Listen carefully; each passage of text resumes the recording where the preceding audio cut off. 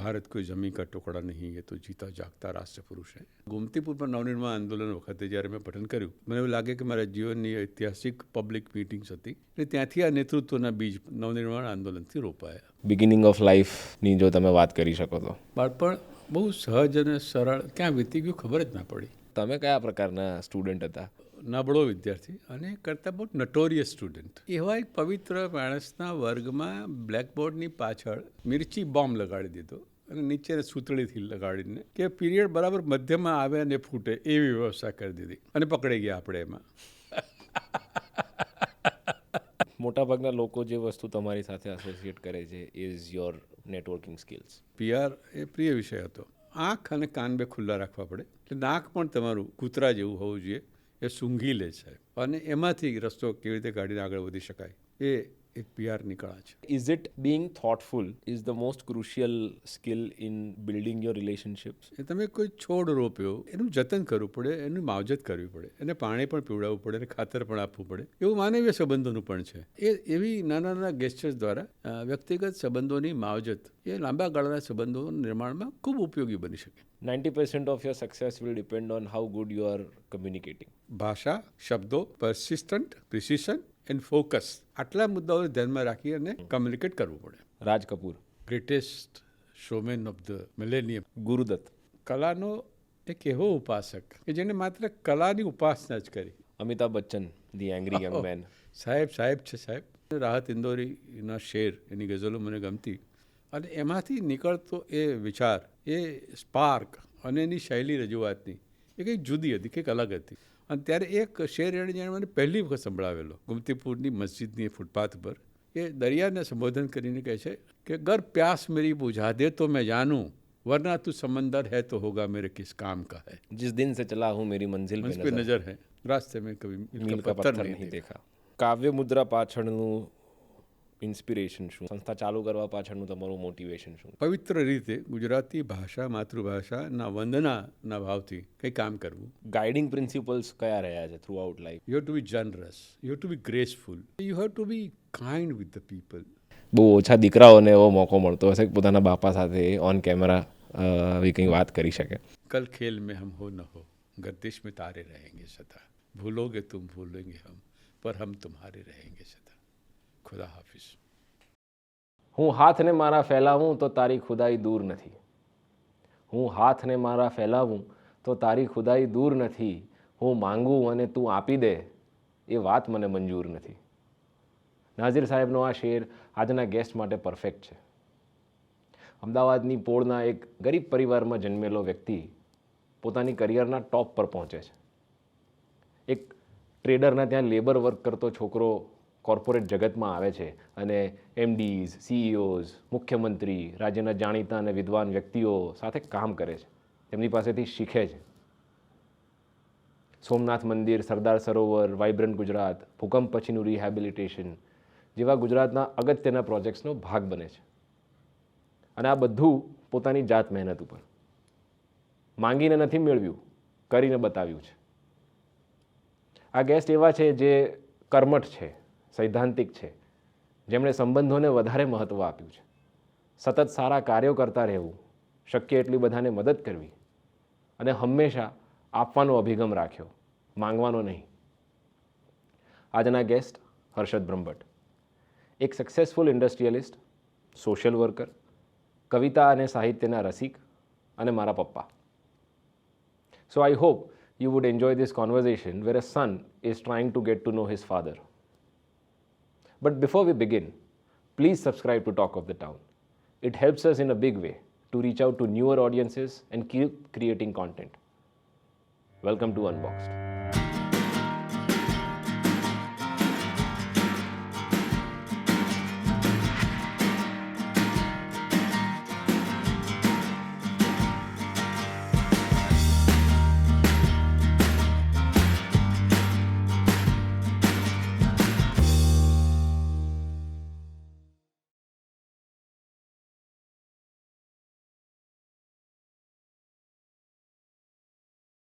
બ્રહ્મભટ્ટ સાહેબ, welcome to અનબોક્સ્ડ. તમારી આમ તો લાઈફ સ્ટોરી મને ખબર જ છે, પણ મને એવું થયું કે એ જર્ની બીજા બધા સાથે બી શેર થાય તો ઘણા બધા લોકોને સારી સારી વસ્તુઓ એમાંથી જાણવા મળશે. સો અને આવો મોકો કદાચ બહુ ઓછા લોકોને જીવનમાં મળતો હશે, બહુ ઓછા દીકરાઓને એવો મોકો મળતો હશે કે પોતાના બાપા સાથે ઓન કેમેરા આવી કંઈ વાત કરી શકે. So yes, welcome to Unboxed. Thank you. જર્નીની શરૂઆતથી જ આપણે કરીએ. એટલે ચાઇલ્ડહુડ કેવું હતું, ક્યાં મોટા થયા, શું ઇન્ફ્લુએન્સીસ હતા એ વખતના, બિગિનિંગ ઓફ લાઈફની જો તમે વાત કરી શકો તો. મારો જન્મ અમદાવાદ શહેરમાં પૂર્વમાં ગુમતીપુર ગામ છે, ત્યાંનો વતની છું. ત્યાં મારો જન્મ થયો. બાળપણ ને યુવાની પણ ત્યાં જ વીતી. બાળપણ બહુ સહજ અને સરળ ક્યાં વીતી ગયું ખબર જ ના પડી, અને બહુ સરસ જ હતું. એટલે બાળપણ વિશે જે કંઈ સહજ રીતે કહેવાય છે એવું બધું જ આનંદ સભર હતું. ખૂબ મજા પડી. એટલે આજે એ જમાનામાં બાળપણમાં જે કંઈ રમતો રમાતી એ બધી રમતો અમે રમેલા અને એનો આનંદ પણ માણેલો. પણ અમારા ગામની બહાર ભાદરમાં એક નાનકડો સહેજ નીચાણવાળો વિસ્તાર હતો. ત્યાં ચોમાસામાં પાણી ભરાઈ જાય અને અમે પોળના અને ગામના છોકરાઓ ચડ્ડી પહેરીને એ ભરાઈ ગયેલા પાણીમાં ધીંગા મસ્તી કરવા પહોંચી જઈએ.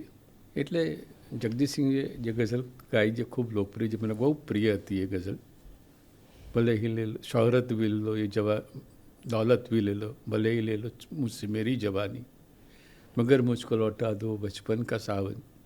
એટલે એવી બધી અનેક સ્મૃતિઓ અમારી પણ બાળપણની છે. મજા પડી હતી. મને એક વસ્તુ જાણવામાં વધારે ઇન્ટરેસ્ટ છે કે જે હવે અર્બન ડેવલપમેન્ટમાં હવે એ પ્રકારના ઘરો હોતા નથી, પણ પોળમાં ખડકી પ્રકારના ઘરો હોય.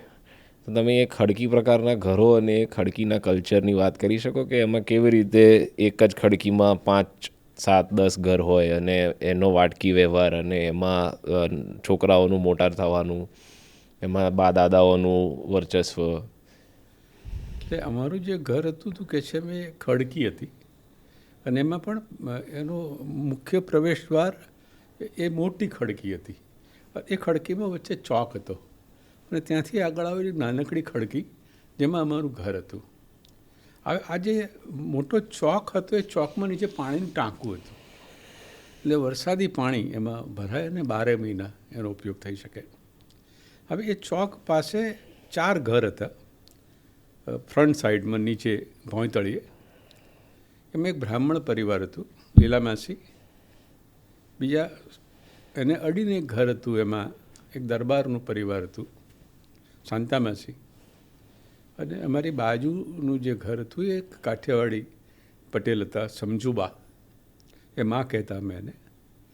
એટલે પોળ અને ખડકી આનો જે સૌથી મોટો એડવાન્ટેજ છે કે આ બધું ઓપન જ, ટ્રાન્સપરન્ટ જ, એમાં કશું ખાનગી નહીં.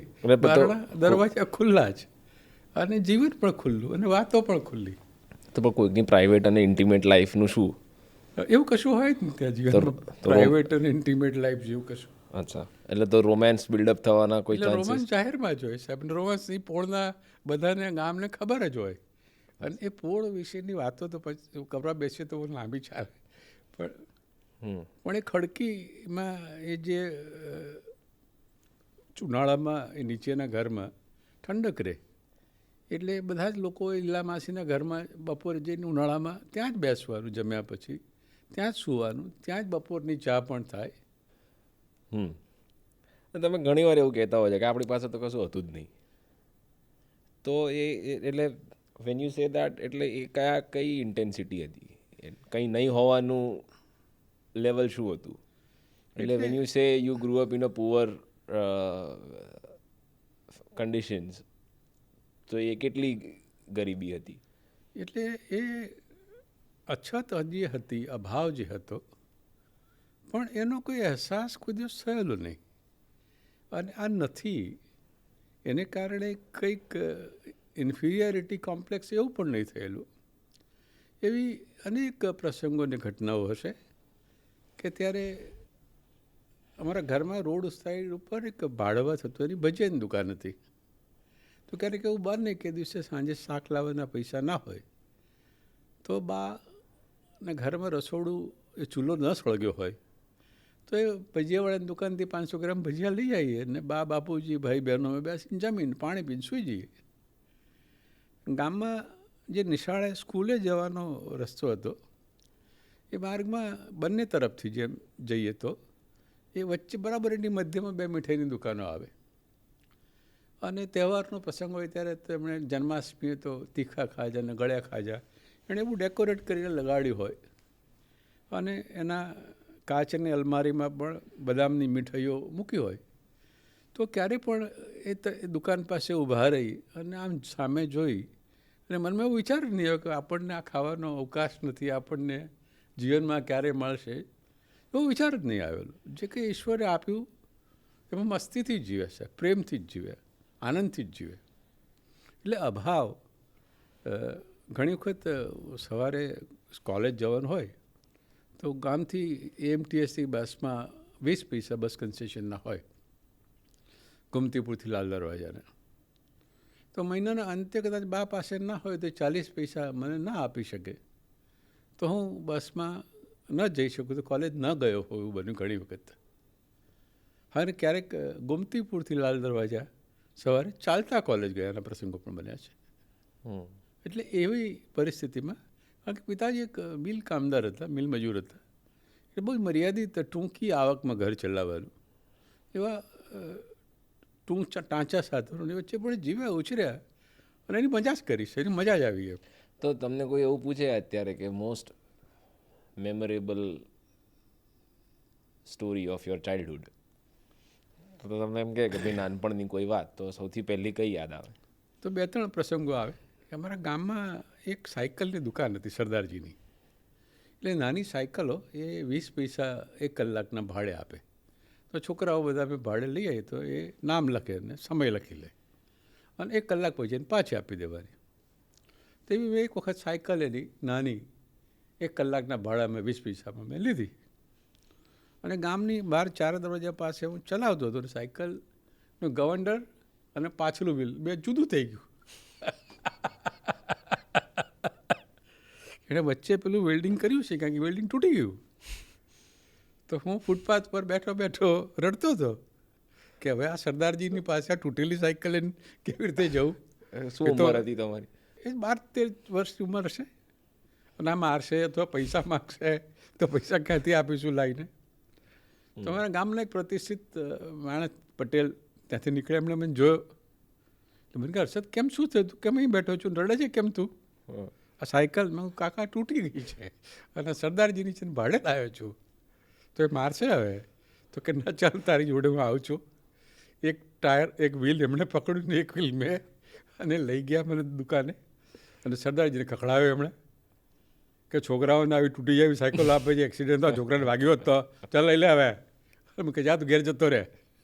એટલે બચપનમાં એ સાયકલ ચલાવવાની, સાયકલ શીખવાની એવી પણ મજાઓ અમે કરી. કેટલા વર્ષ ચલાવી સાયકલ? ઓવરઓલ કેટલા વર્ષ સાયકલ ચલાવી? આખી જિંદગી સાયકલ જ ચલાવી છે. અમે જીવનમાં જેટલી સાયકલ ચલાવી છે અમદાવાદ શહેરમાં એ અકલ્પનીય છે. એ સાયકલ ચલાવવાની વાતો મને તો કોલેજમાં ભણતો ત્યારે નોકરી કરતો અને એક હોલસેલના દવાના વેપારીને ત્યાં નોકરી કરતો. એટલે એ સાંજે આગળ ગવંડર ઉપર 2 થેલા ભરાયેલા હોય, પાછળના કેરિયર ઉપર એક મોટું કાર્ટૂન મૂકેલું હોય અને એ લઈને પાનખોર નાકા બિસ્કિટ ગલીથી નીકળી અને સિવિલ હોસ્પિટલ થઈ, અસારવા થઈ, ગોમતીપુર, અમરાઈવાડી થઈ અને ગોમતીપુર ઘેર જવાનું. અને આવી સાયકલ 25-30 વર્ષ સુધી ચલાવી છે. અને ત્યારે પણ ભણતો ત્યારે પણ સવારે છાપા નાખવા પણ જતો સાયકલ ઉપર. તો એ ભાઈ જે હતો વેપારી છાપાનો, એ રોજ સાંજે પાનના ગલ્લે ફોડના નાખે પૈસા આપે કે આવતીકાલ સવારે છાપા ખરીદવાના આ પૈસા. એ લઈને સવારે કાળુપુર અલંકાર સિનેમા પાસેથી ફૂટપાથ પરથી છાપા લેવાના અને પછી ઘેર ઘેર છાપા નાખવા જવાનું સાહેબ. એટલે એમાં પણ સાયકલ બહુ ચલાવી. આ બધું તો સેજ આપણે આગળ આવી ગયા લાઈફ. પણ હું એકેડેમિકલી હું તો બહુ નબળો વિદ્યાર્થી હતો. મને બહુ ગણિત વિજ્ઞાન કે એવું કંઈ આવડતું નહોતું. એટલે પણ તમે કયા પ્રકારના સ્ટુડન્ટ હતા? હું તો બહુ જ નબળો વિદ્યાર્થી અને કરતાં બહુ નટોરિયસ સ્ટુડન્ટ, એટલે એટલો બધો તોફાની વિદ્યાર્થી. તમારી સામે તો હું ઘણો ડાયો. મેં તો જીવનમાં સ્કૂલમાં જે તોફાનો કર્યા છે એ અકલ્પનીય છે, એના વર્ણન ન કરી શકાય એવા. દાખલા તરીકે એક વખત એક બહુ સુંદર શિક્ષક અને એવા એક પવિત્ર માણસના વર્ગમાં બ્લેકબોર્ડની પાછળ મિર્ચી બોમ્બ લગાડી દીધો અને નીચે સૂતળીથી લગાડીને કે પીરિયડ બરાબર મધ્યમાં આવે અને ફૂટે એવી વ્યવસ્થા કરી દીધી અને પકડાઈ ગયા આપણે એમાં. તો પછી એ શિક્ષક મને આચાર્યશ્રી પાસે લઈ ગયા. હવે એ CH ભટ્ટ સાહેબ, ગોમતીપુર ડેમોક્રેટિક સેકન્ડરી હાઈસ્કૂલના પ્રિન્સિપાલ, એવા પવિત્ર માણસ, એવા ગુરુજનો હવે ન મળે સાહેબ. એ સાહેબે એમની ચેમ્બરમાં એક તિજોરી હતી, તિજોરીના ખૂણામાં નાખીને મને જે મારવાની શરૂઆત કરી એમણે. પણ એમને પછી લાગ્યું કે આનાથી એમનું મન નહીં માન્યું, એટલે મને નીચે ઉતારી અને મારતા મારતા છેક ઘર સુધી લઈ ગયા બોસ. દરેક પોળના નાકે ઊભો રાખે આખા ગામમાંથી. અરે પૂછે કે આ શું થયું, કે આ તોફાન, આવું તોફાન કર્યું આજે આણે, અને સ્કૂલમાંથી કાઢી મૂકવાનો છે, અને પાછા ત્યાં મારે. એમ કરતાં કરતાં ઘેર લઈ આવ્યા મને મારતા મારતા.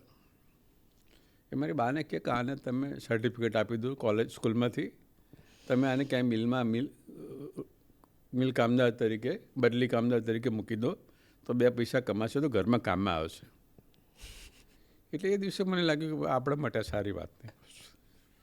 એટલે હું પછી સાહેબ પાસે ગયો, સાહેબની માફી માગી, વંદન કર્યા, અને સાહેબ હવે એક સિન્સિયર વિદ્યાર્થી તરીકે ભણીશ અને મારું પરિણામ પણ તમને બતાવીશ સાહેબ. It was a really very good lesson and turning point of a life. પોળવાળા વાતને લઈને મારો એક છેલ્લો પ્રશ્ન, જો તમે થોડું બ્રીફલી એક્સપ્લેન કરી શકો કે એ પોળ શું છે, ખાસ કરીને જે લોકો 2000 પછી જન્મ્યા હોય અને જેમણે આજ અમદાવાદ જોયું હોય, તો એ લોકોને જરા થોડો ખ્યાલ આવે કે પોળ શું છે, પોળનું કલ્ચર શું છે, પોળના કેરેક્ટર શું હોય છે, અને પોળની એક દિનચર્યા, એક રૂટીન શું હોય. બહુ લાંબો, બહુ રસપ્રદ વિષય છે બોસ, અને બહુ થોડું લંબાણ થઈ જાય પોળ વિશે વાત કરવાની થાય ત્યારે. પણ જેટલી સંક્ષિપ્તમાં થઈ શકે એટલી. ને પોળ એ યુનિવર્સિટી છે. કેમ? એટલે જીવનનું બધું જ એ તમને શીખવાડે.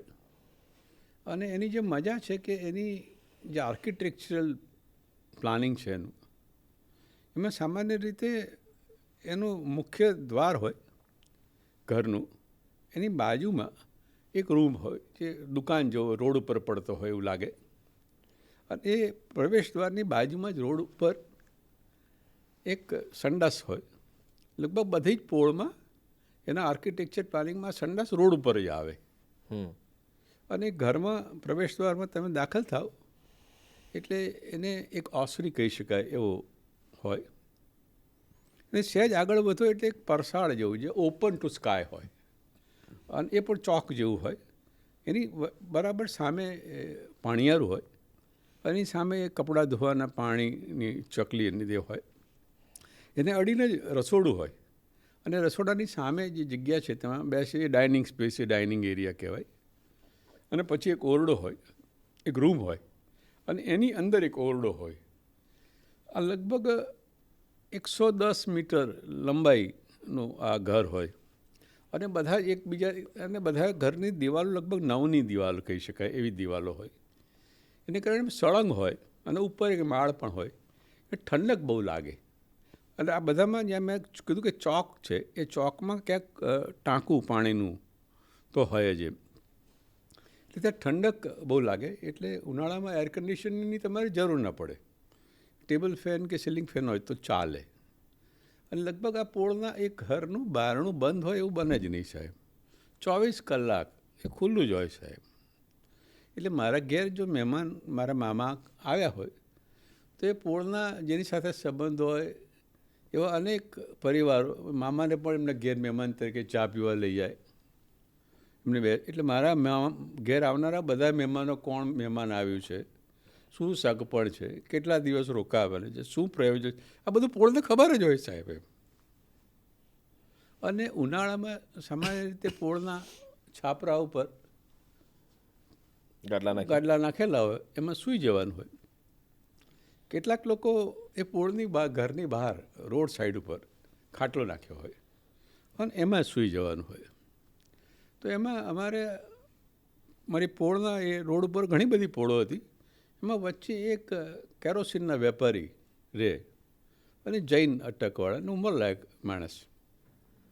પણ એ પેલી કેરોસીનની લારી એક આવતી, એમાં એનું 100 લીટર જેવું કેરોસીન હોય, એનું માપણી હોય અને પોળોમાં ને બધે ફરીને કેરોસીન વેચે. એ રાત્રે એ ખાટલામાં સૂઈ જાય, એમનો એક દીકરો કોમલ કરીને. હવે આ છોકરો એવો, એની ઊંઘ એટલી બધી ખરાબ. તો અમારા જેવા કેટલાક તોફાની છોકરાઓને વિચાર આવ્યો એક દિવસ, હવે સફેદ કપડાં પહેરે પાછો, અને આ સફેદ કપડાં પહેરીને સૂઈ ગયેલો. તો એની સાઈડમાં પડખામાં બધે ગાયનું છાણ ભરી દીધું, સળંગ. સરસ. અને પેલી ઉનાળાની રાતમાં એને સહેજ ભીનું લાગે એટલે એને મજા આવતી હશે, અને બધા એની મજા લે. એમ કરતાં એ તોફાનીઓને એમ થયું કે આપણે તો સવાર પડી વાંચતા હવે ઘેર જઈને સુવાનો સમય આવ્યો. એવા સમયે એ ખાટલો ઉંચકી અને 4 રસ્તા ઉપર મૂક્યા જઈને. સવારે પેલો ભાઈ ઉઠે તારે એમ થાય કે આ ધંધો કોણે કર્યો. એટલે એ પોળ છે સાહેબ. હવે તમે કીધું તેમ પોળમાં કોઈ નબળા માણસો પણ હોય. હવે પોળની રમતો જુદી હોય સાહેબ. હવે અમારે ક્રિકેટ પોળમાં રમવાનો, તો એના નિયમો ક્રિકેટના, બોલ આ જ રીતે નાખવાનો, બહુ લોફ્ટેડ શોટ નહીં મારવાના.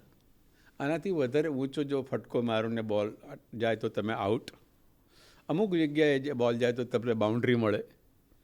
હવે ત્યાં દરેક રીતે જ્યાં રમવાનું હોય ત્યાં આવા 2-3 પરિવાર, 2-3 ઘર એવા હોય. તો અમારે એક પરિવાર કે એના ઘરની દિવાલ પછી જ આવે અને એને અમારા ફટકા મારી લે દિવાલ પર વાગે તે એમનું ક્લોક ઘડિયાળ મૂકેલું એ પડી જાય.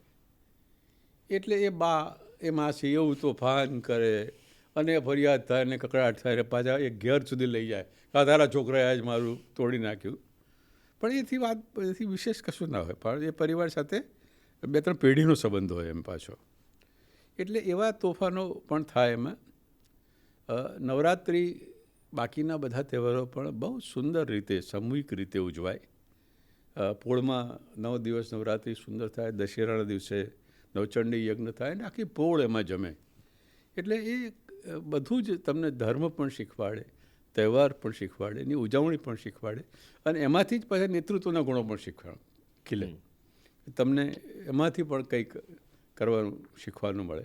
એટલે બધું શીખવા મળે પોળમાં. પોળનું કલ્ચર એ વિષય ઉપર વિનોદભાઈ ભટ્ટે લખ્યું છે, વિનોદ જાનીએ લખ્યું છે, એવા અનેક ગુજરાતી લેખકોએ પોળ વિશે ખૂબ લખ્યું છે.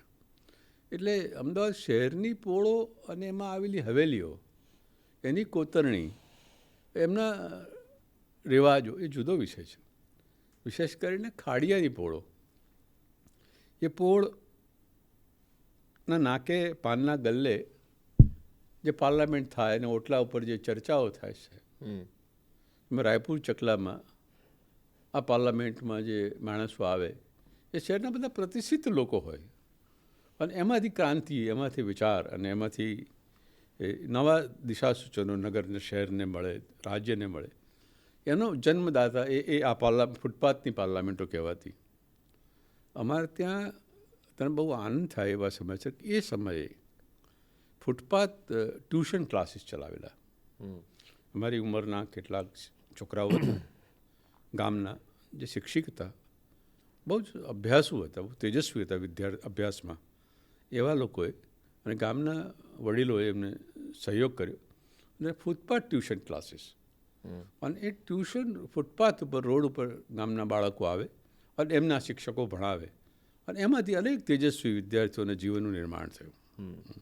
તમે પોળ યુનિવર્સિટી જે છે એમાં તમે 2-3 વસ્તુ કીધી કે એક તો લીડરશિપનું એ તમારું એ થાય, એજ્યુકેશન તમારું ત્યાં થાય, ટ્રેનિંગ તમારી એ થાય. તો ત્યાંથી નીકળીને પછી તમે એક ફોર્મલ યુનિવર્સિટીમાં આવ્યા હશો કે જેમાં તમે કોઈ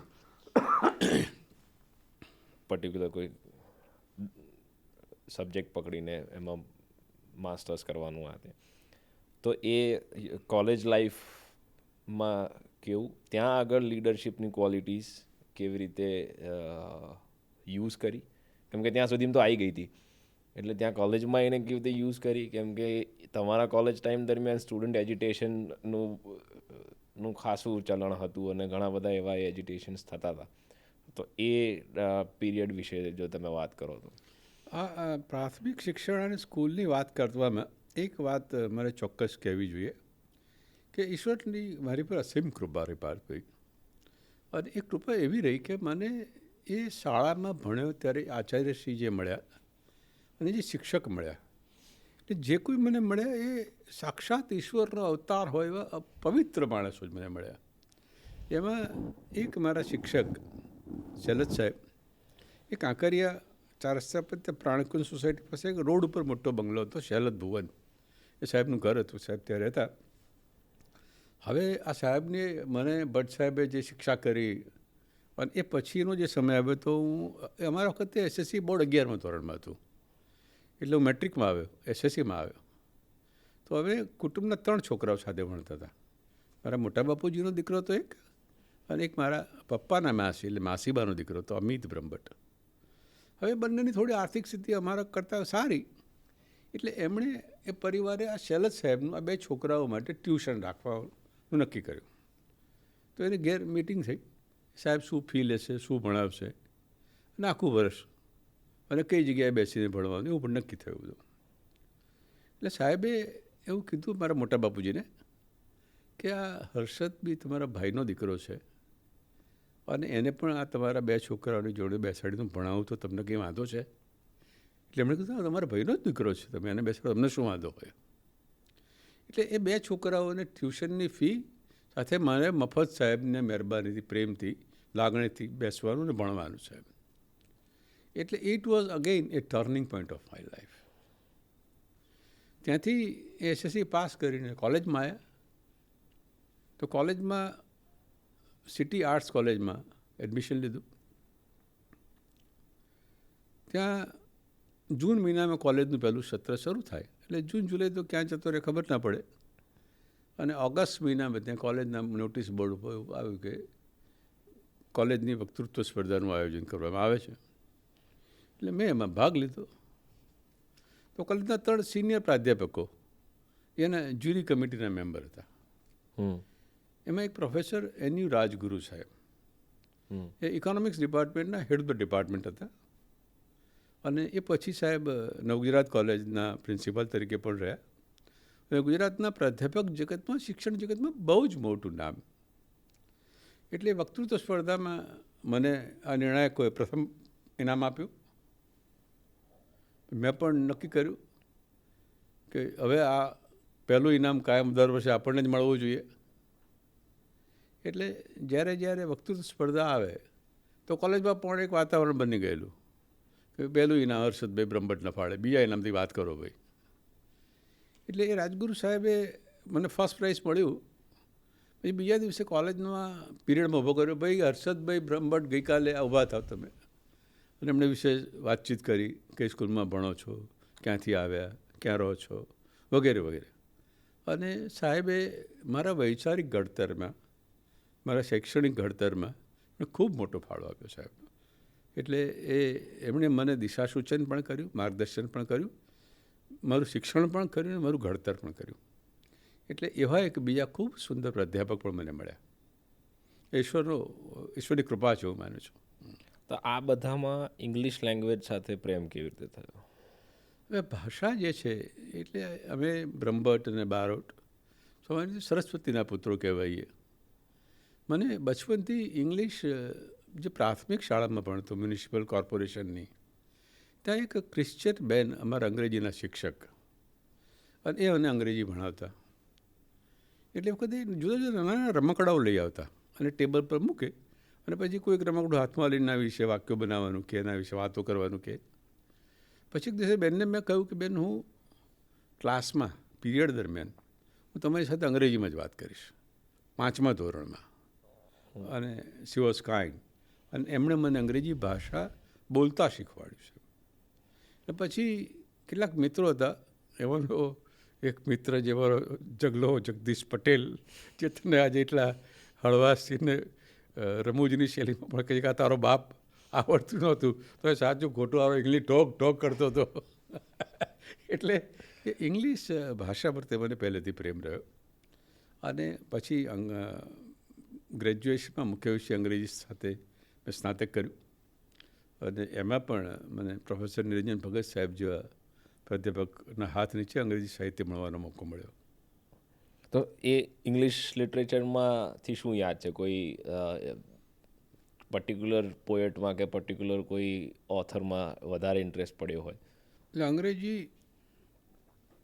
પ્રોફેસર નિરંજન ભગત સાહેબ અમારા બે વિષય લેતા, એક હિસ્ટ્રી ઓફ ઇંગ્લિશ લિટરેચર અને શેક્સપિયર.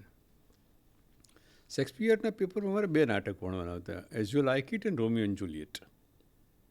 શેક્સપિયર પર ઓથોરિટી ગણાતા અને બાલ્કની સીન નામનું એક દ્રશ્ય છે એ નાટકમાં. એ સાહેબ લગભગ 3 પીરિયડ સુધી સળંગ એક દ્રશ્ય ઉપર અને સાહેબ ભણાવતા હોય એટલે એ પછીના પીરિયડમાં જે સાહેબનું લેક્ચર હોય એ આવીને આમ ખાલી ડોક્યુ કરીને જતા રહે. એટલે એ એક વિશેષ અનુભવ.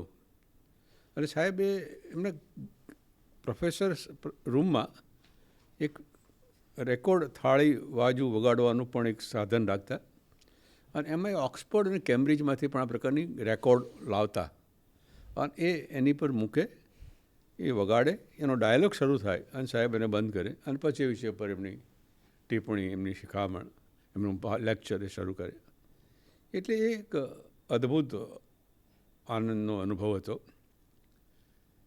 અને પોએટ્રીને કારણે એ હિસ્ટ્રી ઓફ ઇંગ્લિશ લિટરેચર ભણાવતા. ત્યાં romanticism, age of romanticism in the history of the English literature, એમાં જે કવિઓ હતા એમાં વર્ડ્સવર્થ, મિલ્ટન, શેલી, બાયરન આની કવિતાઓ સાહેબ જ્યારે ભણાવે ત્યારે એમની વાણીનો ધોધ નાયગ્રાના ધોધની જેમ થાગ અમાપ વહેતો હોય. એટલે એમ લાગે કે સ્વર્ગીય આનંદનો અનુભવ થાય.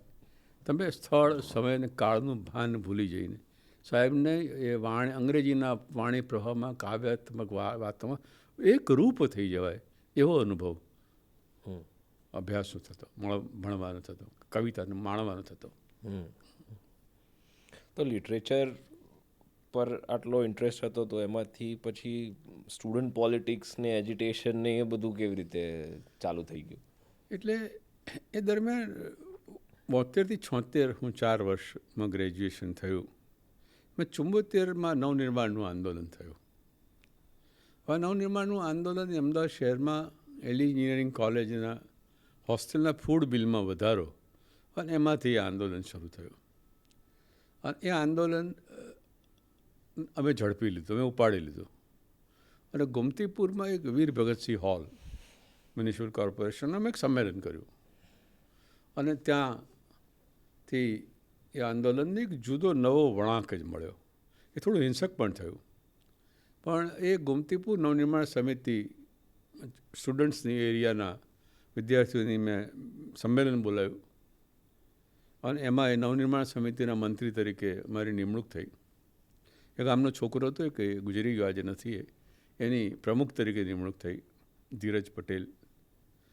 અને એમાં અવનવા પ્રયોગો એ દરમિયાન આંદોલનના જે થયા એમાં એક આઝાદીની લડત વખતે ગાંધીજીના જે પ્રયોગો હતા, સત્યાગ્રહ, મૌન,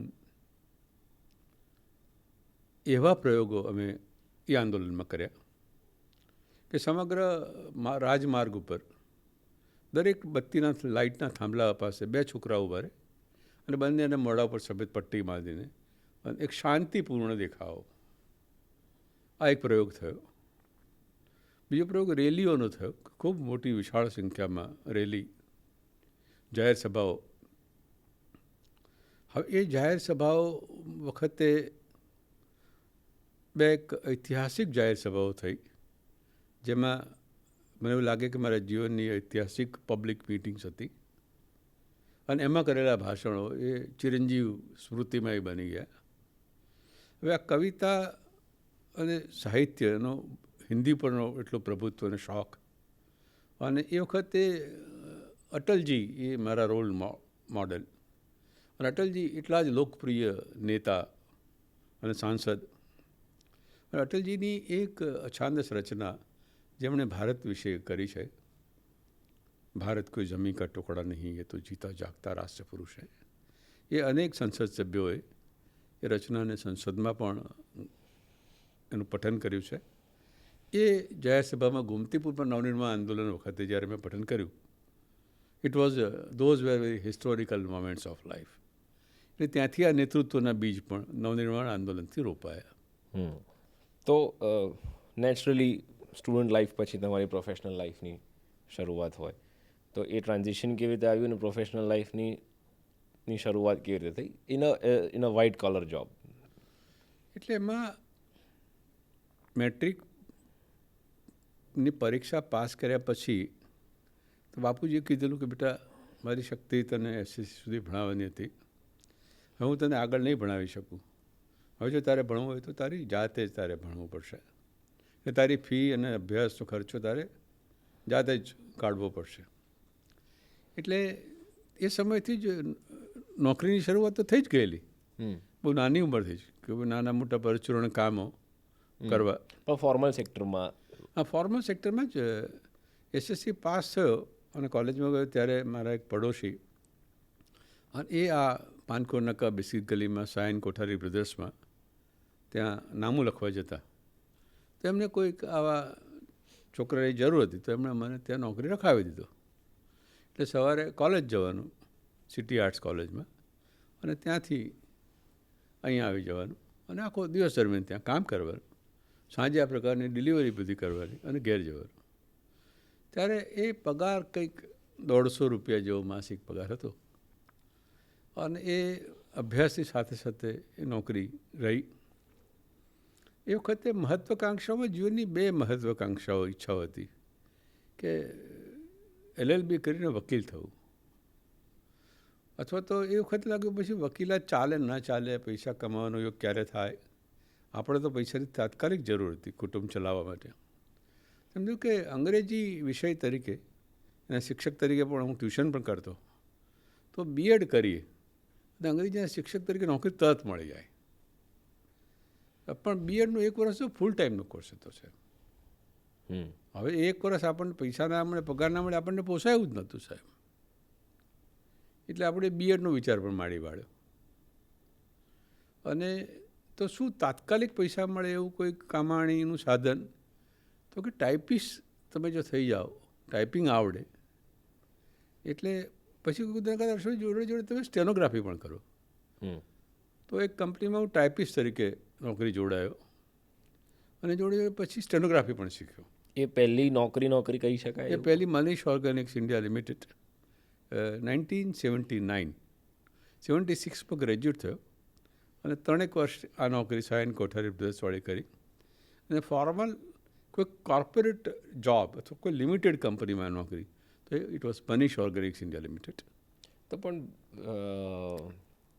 લિટરેચરના ગ્રેજ્યુએટ તરીકે પછી તમારે આવી રીતે ગોડાઉનમાં ઓલમોસ્ટ એક લેબરર તરીકે કામ કરવાનું આવે, તો એ વખતે નડતું નહોતું કે આ હું તો ભણેલો ગણેલો છું, મારે આ મજૂરી કરવી પડે છે? साहब ये पापी पेट का सवाल था, 2 वक्त की रोटी का सवाल था. એટલે જીવનના અસ્તિત્વના પ્રશ્નો હતા અને ઘરમાં સૌથી મોટો જ હતો. અને હું સમજણો થઈ ગયો હતો, યૌવન પણ થઈ ગયો હતો. એટલે મારી પહેલી જ ફરજ હતી કે એને કેન પ્રકારેણ મારે મારા બાપુજીને મદદ કરવી જ પડે.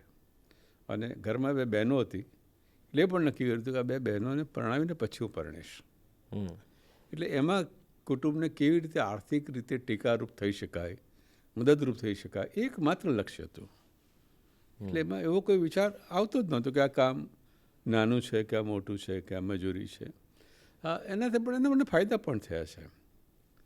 એટલે એ જે ભાઈ હતા સાયન કોઠારી બ્રધર્સવાળા, એમના પરિવાર સાથે એમના દીકરાઓ આજે પણ અમદાવાદ શહેરના wholesale drugs and medicines dealers એસોસિએશનમાં બહુ નામાંકિત નામ એમનું આજે પણ છે. પેઢીનું પ્રતિષ્ઠા ત્યારે પણ હતી. એના જે માલિક હતા સેવંતીવી શાહ, એ મને એક તો હું ટ્યુશન કરતો મને માસ્તર કહેતા, પણ મને ખૂબ પ્રેમથી એમણે ધંધો પણ શીખવાડતા, મને વેપારની સમજ આપતા, બિલ કેવી રીતે બનાવાય એ શીખવાડતા. એક વખત એમણે મને ગુસ્સાથી ઠપકો પણ આપેલો.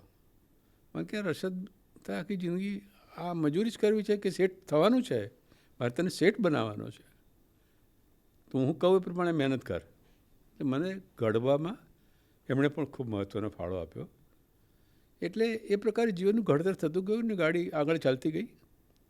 અને એ મનીષ ઓર્ગેનિક્સમાં પણ ઈશ્વરની કૃપાથી મને અશોક ચંદ્રકાંત કર્ણિક, એસી કર્ણિક, એ મારા સાહેબ હતા.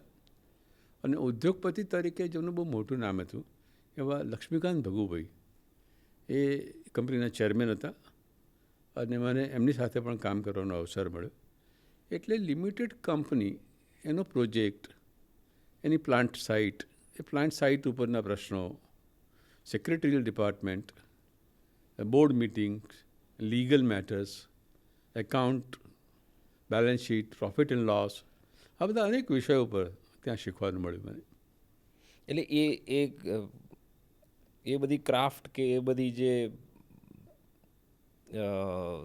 હેન્ડ્સ ઓન સ્કિલ્સ કહેવાય એ કેવી રીતે કલ્ટિવેટ, કેમ કે પછી તમે એડમિન ઓફિસરમાં એટલે માટે કે એનો એક ટાઈપિસ્ટ અને સ્ટેનોગ્રાફર હોવાને કારણે I was directly attach with the company secretary and chairman.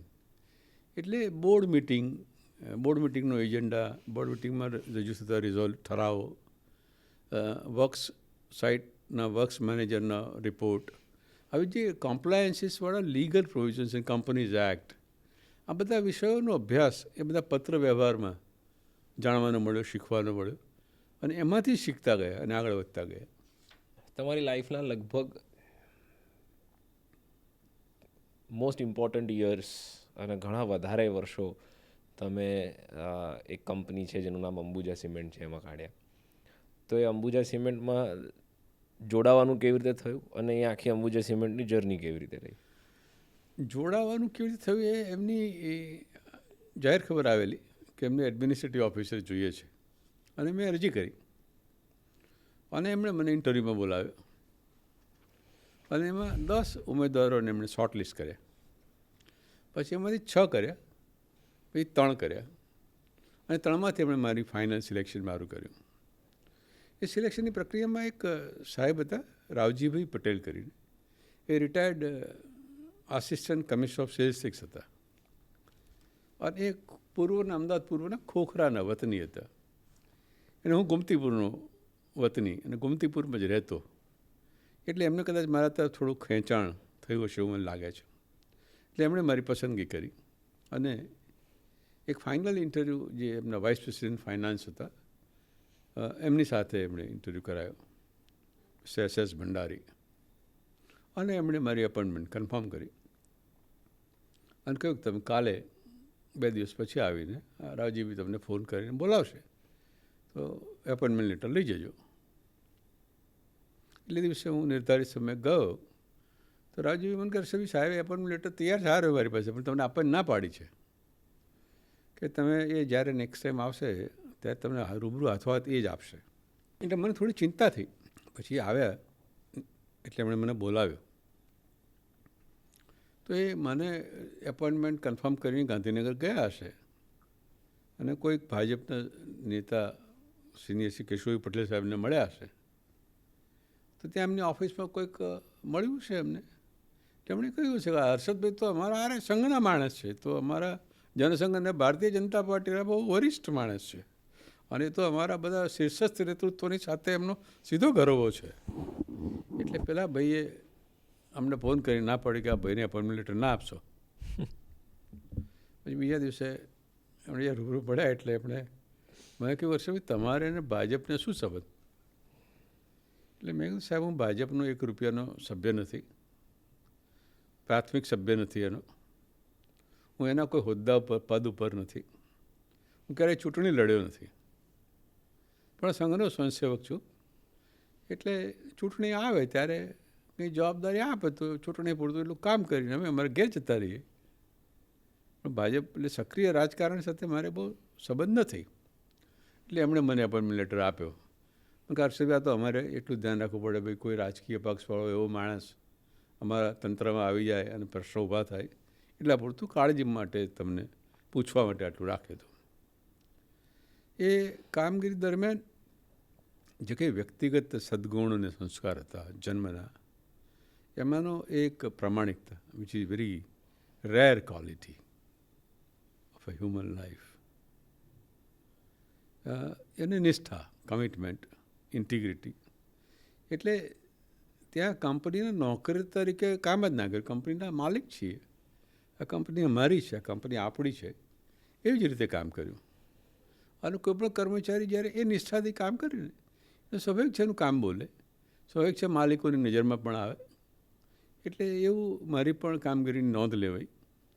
અને પછી મારું રિપોર્ટિંગ સીધું એના પ્રમોટર ડિરેક્ટર સ્વર્ગીય વિનોદ નિવટિયાજીને થયું. એ ગુજરાત અફેર્સ જોતા હતા અને એમણે મને સરકાર સાથે સંકલન, કોઓર્ડિનેશન, કોર્પોરેટ અફેર્સ, લાયઝન, જકીકો, એ કામ એમણે મને સોંપ્યું. અને એ કામ વખતે એમણે કેટલાક જીવનના સૂત્રો પણ આપ્યા અને એ સૂત્રો સાથે એ ખૂબ નિષ્ઠાપૂર્વક એ કામ કર્યું. અને એ એમની સાથે એક આત્મીય પારિવારિક સંબંધ પણ થયો. એમણે મને એમનો દીકરો માન્યો, મેં એમને મારા પિતા માન્યા. અને કોઈ એક બાપ એના દીકરા માટે કરે એ બધું જ એમણે મારા માટે કર્યું, જેનું તો સાક્ષી છું. એટલે એ સાંજે મને ઘેર મૂકવા પણ આવે તો તને ગાડીમાં બેસાડીને લઈ જાય, છેક હોટલ, એરપોર્ટ સુધીની હોટલમાં લઈ જાય, તને આઈસ્ક્રીમ ખવડાવે અને તારા માટે કંઈક રમકડું પણ લઈ આવ્યા હોય તને આપે અને ડ્રાઈવરને કે આને સાચવીને ઘેર મૂકી આવજો. એટલે એવો પ્રેમ એક બાપ આપે એવો બધો જ પ્રેમ એમણે આપ્યો આપણને. અને ઈશ્વરની કૃપા હોય તો જ આ સંબંધો થાય, આ સંબંધોની આ મીઠાશ આવે અને આવા માનવીઓને જીવનમાં મળવાનો અવસર પણ મળે. એ ઈશ્વરની કૃપાથી એ શક્ય બન્યું. મોટાભાગનું લર્નિંગ બધું અંબુજામાં જ થયું, જે મોરલેસ કોર્પોરેટનું કે એ રીતનું કહી શકાય. કોર્પોરેટનું લર્નિંગ પણ ત્યાં જ થયું અને એ કરતાં એક જુદી જ વિઝન, એક નવી જ ક્ષિતિજો ખુલી. એટલે રાજ્ય સરકારની નીતિઓ અને રાજ્ય સરકારના વિકાસના એજન્ડા અને રાજ્યના માનનીય મુખ્યમંત્રી એમનો વિઝન, એમનું દ્રષ્ટિકોણ. અને જ્યારે માનનીય ગુજરાત રાજ્યના મુખ્યમંત્રી સ્વર્ગીય શ્રી ચિમનભાઈ પટેલ એમને મળવાનું થયું જ્યારે, અને એમની સાથે જ્યારે કેટલાક કામો કરવાનો અવસર મળ્યો ત્યારે ખબર પડી કે આ ગુજરાત છે, આ ગુજરાતના પ્રશ્નો શું છે, ગુજરાતના વિકાસની રૂપરેખા શું છે, એનું વિઝન શું છે અને એ અંગેની સરકારની નીતિઓ શું છે. ત્યારે પહેલી વાર ગુજરાત ફરવાનું થયું. પહેલી વખત ગુજરાતની જાણકારી, ગુજરાતના માહિતી, ગુજરાતની ભૌગોલિક પરિસ્થિતિ, એના સ્થાનિક પ્રશ્નો, સ્થાનિક વાતાવરણ, આબોહવા, એના વિકાસની રૂપરેખા, આ બધું જ જાણવાનું, શીખવાનું મળ્યું. અને ત્યાં એ વિષયમાં પ્રત્યક્ષ કામ કરવાનો પણ અવસર મળ્યો. મારા હિસાબે તમે સૌરાષ્ટ્ર વધારે ફર્યા છો. એટલા માટે કે અંબુજા સિમેન્ટનો પ્લાન્ટ એ કોડીનારમાં હતો અને એ વખતે કોડીનાર એ અમરેલી જિલ્લામાં આવતું અને પછી જિલ્લાની પુનઃરચનાના ભાગરૂપે એ જુનાગઢ જિલ્લામાં આવતું. એટલે અમરેલી અને જુનાગઢ જિલ્લાના ઘણા બધા ગામોમાં ફરવાનું થયું. સૌરાષ્ટ્રની કોઈ મેમરીઝ હોય તો એ વખતના પ્રવાસોની? અંબુજા સિમેન્ટની એ રાજ્ય પ્રત્યેની, એ જમીન પ્રત્યેની અને એ વિસ્તારના લોકો પ્રત્યેની એની જે પ્રતિબદ્ધતા હતી અને એ સામાજિક કામો એટલે સોશિયલ કોર્પોરેટ રિસ્પોન્સિબિલિટી, CSR જેને આજે આપણે કહીએ છીએ, ત્યારે એ વિષયમાં એનું મેનેજમેન્ટ એનાથી સમયથી ઘણું આગળ હતું. અને એ વખતે રેઇન વોટર હાર્વેસ્ટિંગ એક, બીજો વિષય ગીર ફોરેસ્ટ, લાયન, ત્રીજો વિષય પાણી અને એમાં વિશેષ કરીને ચેકડેમ્સ. તો અંબુજા સિમેન્ટ ફાઉન્ડેશને જેટલા ચેકડેમ બનાવ્યા એ કદાચ it is highest in Gujarat by any corporate. અને જે ગામડાઓમાં ઘેર ઘેર જઈને રેઇન વોટર હાર્વેસ્ટિંગ પ્લાન્ટ્સ અને ગીર જંગલમાં એ કૂવાઓ ખુલ્લા હોવાને કારણે સિંહનું એમાં પડી જવું અકસ્માત થાય તો એ કૂવાઓના મુખ બંધ કરવા માટેની વ્યવસ્થાઓ. હવે અનેક પ્રોજેક્ટ ઉપર અંબુજા સિમેન્ટ ફાઉન્ડેશને ખૂબ ઉત્તમ અને સુંદર કામગીરી કરી. અને પર્યાવરણ વિશે પણ એમની જે પ્રતિબદ્ધતા હતી કંપનીની, એ જાણીને તમને નવાઈ લાગે કે એ સિમેન્ટનો મેઇન પ્લાન્ટની નીચે અમે ગુલાબનો બગીચો કર્યો હતો અને તમે જોયો છે. અને એને કારણે એ કંપનીને એ વર્ષે વડાપ્રધાન શ્રી રાજીવ ગાંધીનો પર્યાવરણનો એવોર્ડ મળ્યો હતો. એટલે પોલ્યુશન, સિમેન્ટ કંપની એટલે ડસ્ટ સિમેન્ટની ઉડતી હોય અને એર પોલ્યુશન એ બહુ સહજ હોય, પણ આ એક એવો ટેકનોલોજી અને એવી વ્યવસ્થાઓ નિર્માણ કરેલું કે તમને ધૂળની એક રજકણ જોવા ના મળે. એ કેમ્પસ પ્લાન્ટ પરિસરમાં જ કર્મચારીઓની અંબુજા કોલોની હતી અને એ કોલોનીમાં 50,000 કરતાં વધારે વૃક્ષો વાવેલા છે. અચ્છા, હવે હું અત્યારના કોઈ બિઝનેસ યુનિટને લાગુ પડે એ કોન્ટેક્સથી હું તમને પૂછવા માગું છું કે છેલ્લા ઘણા વર્ષોમાં, ખાસ કરીને છેલ્લા 15 વર્ષથી પણ વધારે ટાઈમમાં કોર્પોરેટ કલ્ચર છે ને એનું બહુ નેગેટિવ બ્રાન્ડિંગ થયું, બહુ નેગેટિવલી એને જોવામાં આવ્યું છે કોમન લોકો દ્વારા પણ અને એમાં જોબ કરતાવાળા લોકો દ્વારા પણ એક ટાઈમ હતો જે તમે જોયો છે કે જ્યારે એ કંપની કલ્ચર બહુ સુંદર હોય, એ કંપનીમાં કામ કરવાની મજા આવે. તમારી જનરેશનના લોકો કોઈ કંપનીમાં જોડાય તો 15, 20, 25 વર્ષે ત્યાંથી છૂટા પડતા હતા. હવે અત્યારે તો 2 વર્ષમાં 3 વર્ષમાં લોકો જમ્પ મારીને જતા રહે છે. અત્યારે કોઈ કોર્પોરેટ યુનિટ હોય એ પોતાનું કલ્ચર કેવી રીતે ઇમ્પ્રૂવ કરી શકે, પોતાની રિસ્પોન્સિબિલિટીઝ પર કેવી રીતે ફોકસ કરી શકે અને એનો આઉટલુક કેવી રીતે બદલી શકે? Dhirubhai Ambani, the doyen of an Indian industry and the founder chairman of Reliance Industries Limited, એમનું એક બહુ પ્રચલિત વાક્ય છે. એમણે કહ્યું છે કે જે સમાજ એના શિક્ષકો, કેળવણીકાર, એના ઉદ્યોગપતિઓનું સન્માન નથી કરતો, એને રિસ્પેક્ટ નથી કરતો, એ સમાજ ક્યારે આગળ ન વધી શકે.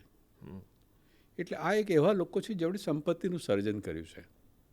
આ એવા લોકો છે જેમણે અનેક લોકોને રોજગારી આપી છે.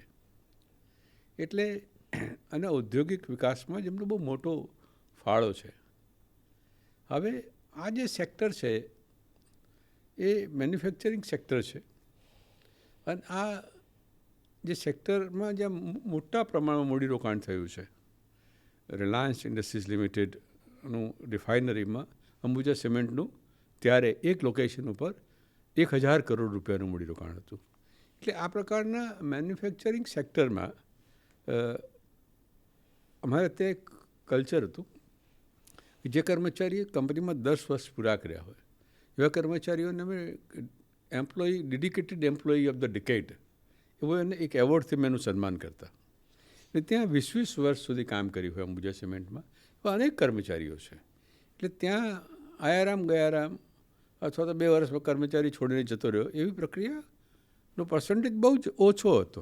પણ અત્યારે ઘણીવાર એવું થતું હોય છે કે એક ટોપ મેનેજમેન્ટ એક વિઝન ડિફાઇન કરે, વાતો બધી મોટી મોટી કરે, પણ પછી એ આગળ ટ્રાન્સલેટ ન થતું હોય ને એ એકચ્યુઅલીમાં ખાલી આમ દિવાલ પર લગાવી દેવાની વસ્તુ રહી જતી હોય ને એ જે ફેમિલી તરીકે કોર્પોરેટ ઓપરેટ કરે. મને ખ્યાલ છે કે તમારા એ વખતના જેટલા બી કોલિગ્સ છે એ આજે પણ આપણા એટલા જ ક્લોઝ ફ્રેન્ડ્સ છે, મોર લાઈક અ ફેમિલી. હવે મને એવું લાગે છે કે નથી એટલું બધું એ થતું. ના, એવું નથી. એમાં એવું છે, દાખલા તરીકે તમે કયા કોર્પોરેટ હાઉસ, આ દેશના જે કોર્પોરેટ હાઉસ છે, આજે રતન ટાટાનું અવસાન, તો આ દેશનો એક સામાન્ય માણસ પણ એવું માને છે કે એનું કોઈ સ્વજન એણે ગુમાવ્યો છે. ના, એ તો ટાટા, હવે એ પ્રકારે બિરલા ફેમિલી. ના, મોટા મોટા તો ની વાત જ નથી, એ તો આખો અલગ જ લીગ છે.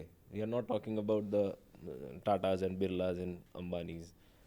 પણ જે મીડિયમ સ્કેલ એન્ટરપ્રાઇઝ છે એ લેવલ પર હું, હા, એ એન્ટરપ્રાઇઝ ચેલેન્જીસ એમની પાસે વધારે છે. એટલે એ એન્ટરપ્રાઇઝમાં સેક્ટર, એટલે તમે જો આઈટી સેક્ટરમાં હોવ તો આઈટી સેક્ટરમાં frequency of changing the employment turnover ratio is very high. Yes, because that is the feature અને culture of a segment. Suppose ત્યાં તમે કમ્યુનિકેશનમાં ટેલિકોમ સેક્ટરમાં છો તો ટેલિકોમ કંપનીઓમાં પણ આ પ્રમાણ સ્પર્ધાનું એકબીજાના માણસોને તોડવા, change over of the employ by getting very nominal promotions or increment તો રાઇઝ અને જતા રહે, આ એમાં રહે છે આઈટી કંપનીમાં અને ટેલિકોમ સેક્ટરમાં. યસ. અચ્છા, હવે તમારી જે પ્રોફાઇલ રહી છે એ ઘણી યુનિક પ્રોફાઇલ રહી છે. અ, એમાં એક એવું છે કે you are a bridge between the top management and the rest of the team, right? એટલે તમારે કોન્સ્ટન્ટલી બહુ હાઈ પ્રોફાઇલ લોકો સાથે ડીલ કરવાનું આવે. જેમાં ચેરમેન હોય કે મેનેજિંગ ડિરેક્ટર હોય, કોઈ સીઈઓ છે, કોઈ ચીફ મિનિસ્ટર છે, કોઈ મિનિસ્ટર છે, કોઈ લોકલ બોડીઝના પ્રેસિડેન્ટ્સ છે. હવે આ લોકો સાથે કામ કરવું છે ને બહુ ડિફિકલ્ટ હોય, because whoever is at the top of their game is going to demand more from you. એટલે એમને પ્લીઝ કરવા કે એમની પાસેથી સારો પરફોર્મન્સ રિવ્યૂ લેવો એ બહુ અઘરી વાત છે. હાલના ટાઈમમાં અત્યારે પેશન્સ લેવલ બહુ ઓછા છે, કોઈની પાસે એ નથી. બીજું કે કેવી રીતે વાત થાય છે ને શું થાય છે એ બધું વધારે ઇમ્પોર્ટન્ટ છે કામ કરતાં.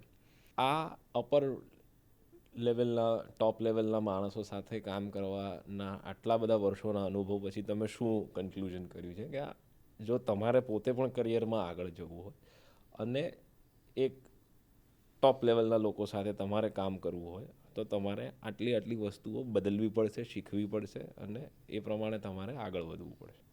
હા, એટલે એમાં 5 સદ્ગુણો જે કર્મચારીમાં હોવા જોઈએ, એમાં માણસો બહુ મોટી ગેરસમજ કરે છે કે એ બહુ એક્સ્ટ્રાઓર્ડિનરી ઇન્ટેલિજન્ટ હોવા જોઈએ એવો એક ભ્રમ છે. માણસો ઇન્ટેલિજન્ટ હોવું જરૂરી છે, અનિવાર્ય છે, પણ મારી દ્રષ્ટિએ હું એને સૌથી છેલ્લો ક્રમ આપું છું. એટલે પહેલા ક્રમમાં કર્મચારી એ ફોકસ હોય, એ ડેડિકેટેડ હોય, ઇન્ટિગ્રિટી એની નિષ્ઠા ઓર્ગેનાઇઝેશન માટે હોય, એની પ્રામાણિકતા હોય, એ હાર્ડવર્કિંગ હોય અને થોડો ઇન્ટેલિજન્ટ હોય. આ ઇન્ટેલિજન્સ હું સૌથી છેલ્લે મૂકું છું. જો આટલા સદગુણો હોય ને માણસ આ પ્રકારે નજરમાં રાખીને કામ કરે તો એ કોર્પોરેટ સેક્ટરમાં ચોક્કસ ઉચ્ચતમ સ્થાનો પર પહોંચી શકે. એવું અઝ્યુમ કરવું ફેર છે કે તમે મોટાભાગની સ્કિલ્સ બધી આ લર્નિંગ બાય ડુઈંગ જેમ કરતા ગયા એમ બધું શીખતા ગયા and while you are working with a corporate ને આવી કોઈ મેનેજિંગ ડિરેક્ટર કે ચેરમેન લેવલ, ત્યારે તમને ખાલી કોન્ફિડન્સ હેલ્પ કરે કે સાહેબ સામે બેઠા હોઈએ, સાહેબ કંઈક કામ માંગતા હોય, આપણને આવડતું ના હોય, આપણને ખબર બી નથી કેવી રીતે કરીશું, શું કરીશું, પણ સાહેબ કહી દીધું કે સાહેબ થઈ જશે અને ફિગર આઉટ પછી કર્યું હોય આખું વાત કે હવે સાહેબને કહી દીધું છે હવે તો કરવું જ પડશે. તો એ જગ્યાએ શું કામમાં આવે છે કે ખાલી કોન્ફિડન્સથી આ વાત થઈ જાય છે? એ ના, એટલે ઈશ્વરની કૃપાથી જન્મજાત મારો level of confidence was extraordinarily very extremely high.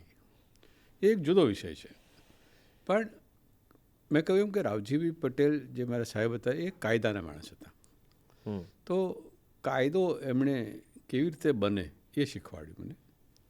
કાયદામાં ક્યાં ગ્રે એરિયા છે અને એ ગ્રે એરિયાનો તમારો જે વિષય છે, ઇસ્યુ છે, એની સાથે કેવો સંબંધ છે અને એ ગ્રે એરિયાનો તમારા ઇસ્યુમાં બેનિફિટ લઈ અને તમે કેવી રીતે રજૂઆત કરી અને તમારા પ્રશ્નનું સમાધાન કરી શકો. એટલે એ કળા આવડવી જરૂરી છે. અને એ પ્રક્રિયાના ભાગરૂપે મને રાજ્યના અને દેશના સર્વોત્તમ સિનિયર મોસ્ટ વકીલો સાથે કાયદાકીય બાબતોમાં, હું એનો કાયદાનો વિદ્યાર્થી ના હોવા છતાં પણ મને એમની સાથે સંવાદમાં, પ્રક્રિયામાં, વાતચીતમાં ભાગ લેવાનો અવસર મળ્યો. એને કારણે કાયદો પણ હું શીખ્યો અને સમજતો થયો. એટલે બીજી વાત કે તમારો જે વિષય છે એ, એટલે મારા જે રાવજીભાઈની જે વાત કરું, ફરી વારે ઘડી નામ એટલા માટે લઉં છું કે હું એમની સાથે જીવનમાં તમે કોઈ પણ વિષયની વાત કરો કે સાહેબ આજે આ ટેલિફોનનું બિલ બહુ આવ્યું, સાહેબ આ જીબીનું વીજળીનું બિલ બહુ જ વધારે આવ્યું છે આ વખતે ઘરનું. તો કે અરસદભાઈ વારો એ તને જીબી રૂલ્સથી ચોપડી જ કાઢે કે જો બિલ વધારે આવે તો એમાં કાયદામાં શું જોગવાઈ છે. એક વખત આવી રાજકીય ચર્ચા ચાલતી હતી અને રાજકીય કટોકટી ગુજરાતની વિધાનસભામાં થઈ અને બીજા દિવસે બેઠક અને એમાં સ્પીકર એ નિર્ણય કરવાના હોય તો એની ચર્ચાઓ મને કરશે ઉભા હમણાં ભારતના બંધારણ કોન્સ્ટિટ્યુશનની ચોપડી લાવો. મને કે હર્ષદભાઈ આ જે માણસ ખુરશીમાં કાલે બેસવાનો એને મન ફાવે કશું કરી જ ન શકે. સ્પીકર એને ભારતના બંધારણે લખીને આપ્યું છે અને કાયદાની જોગવાઈઓ મુજબ જ એ કરી શકે. તો કાયદાની એ જોગવાઈઓ મુજબ એ શું કરી શકે, એમાં કયા વિકલ્પો છે, એ એમણે મને બતાવ્યા, એની પર ચર્ચા કરી, ત્યારે એ સમજ પણ આવી. એટલે કોન્સ્ટિટ્યુશન, કાયદો, એની સમજ. હવે તમે જ્યારે કોઈ પણ વિષય પર વાત કરતા હો તો એ અંગે સરકારે કરેલા પરિપત્રો, GR, એમાં શું જોગવાઈઓ છે, તમારો શું પ્રશ્ન છે, અને એ જોગવાઈઓમાંથી તમારો ફાયદામાં થાય એવો સમાધાનકારી રસ્તો તમે કેવી રીતે કાઢી શકો, એની સમજ હોવી જોઈએ. એટલે તમે જ્યારે બેસો, આવું એક વખત મારે બનેલું કે હું ને મારા ચેરમેન રાજ્યના એક ઉચ્ચતમ IAS ઓફિસરની સમક્ષ રજૂઆત કરવા ગયા, અને એ માઇનિંગ અંગેની રજૂઆત હતી. અને એ સાહેબ બહુ જ અભ્યાસુ હતા. એ was ACS industries and mines and very highly learned man. એટલે આ પ્રકારની કેટલીક મિટિંગોમાં હું મૌન રહું, અને મને એમ લાગે કે બેને કમ્યુનિકેશનમાં ક્યાંક કોઈ ખૂટતો મુદ્દો છે અને એ એમને ધ્યાને મૂકવો જરૂરી છે, ત્યારે જ હું બોલું. પણ એ વખતે મને લાગ્યું કંઈક, અને હું એ વિષય ઉપર કંઈ બોલ્યો, અને પેલા સાહેબે એમના ચશ્મા આમ નાક ઉપર નીચે કરીને એમણે મારી સામે જોઈ, yes mister Brahmbhatt, what do you say? એટલે મને એમ થયું કે આ તો mines and minerals concession and development rules and regulation એક્ટની જોગવાઈઓ મુજબની આ વાત થઈ રહી છે, અને આ કાયદાની આ જોગવાઈઓ વિશેનો આપણો અભ્યાસ થોડો ઓછો છે. તો લાગે તરત જ એમાં લો પ્રોફાઇલ થઈને મૌન રહેવું. એટલે કાયદો બહુ મહત્વનો છે. જે વિષય પર તમે વાત કરો છો એ વિષયની સમજ તમને હોવી જોઈએ, અને એ વિષયમાંથી ઊભા થતા કેટલાક પ્રશ્નો, કેટલાક પ્રશ્નો ઊભા થાય. માનીય મુખ્યમંત્રીશ્રીની કક્ષાએ રજૂઆત કરવા જતા હો, અને એ તમને કોઈક એવો પ્રશ્ન પૂછે જેની તમે વિચાર જ ના કર્યો હોય, તૈયારી જ ના કરી હોય, તો એ પ્રકારના બધા જ પાસાઓનો છણાવટપૂર્વક અભ્યાસ કર્યા પછી જ એમાં વાત. એટલે માત્ર કોન્ફિડન્સથી ના ચાલે સાહેબ. એટલે મને ખ્યાલ છે ત્યાં સુધી તમે legal, labour, policy matters, land મેટર્સની એક્સપર્ટીઝ છે તમારી પાસે. તમે લેન્ડ મેટર્સ ઉપર કંઈ કરી શકો કે ધારો કે કોઈક આ નાનકડી આટલી ક્લિપ જોવે, કેમ કે હવે પહેલાં કદાચ જમીનોની આપ-લે એટલી બધી નથી થતી, હવે અત્યારે પ્રોપર્ટી, જમીનો એટલી બધી લેવેજ થતી હોય છે, આખો ક્વોન્ટમ એનો ચેન્જ થઈ ગયો છે. તો એ એક સામાન્ય માણસ તરીકે મારે કઈ 4-5 વસ્તુઓનું when it comes to land matters મારે ધ્યાન રાખવું જોઈએ, લીગાલિટી પોઈન્ટ ઓફ વ્યૂથી, એગ્રીમેન્ટના પોઈન્ટ ઓફ વ્યૂથી, ટ્રાન્ઝેક્શન પોઈન્ટ ઓફ વ્યૂથી? આમાં મોટાભાગના સ્કેમ્સ આમાં થતા હોય, ફ્રોડ આમાં થતા હોય, સ્કેમ આમાં થતા હોય છે. એટલે જમીનની જ્યારે પણ વાત આવે એટલે એનો સૌથી પહેલો 7/12નો ઉતારો,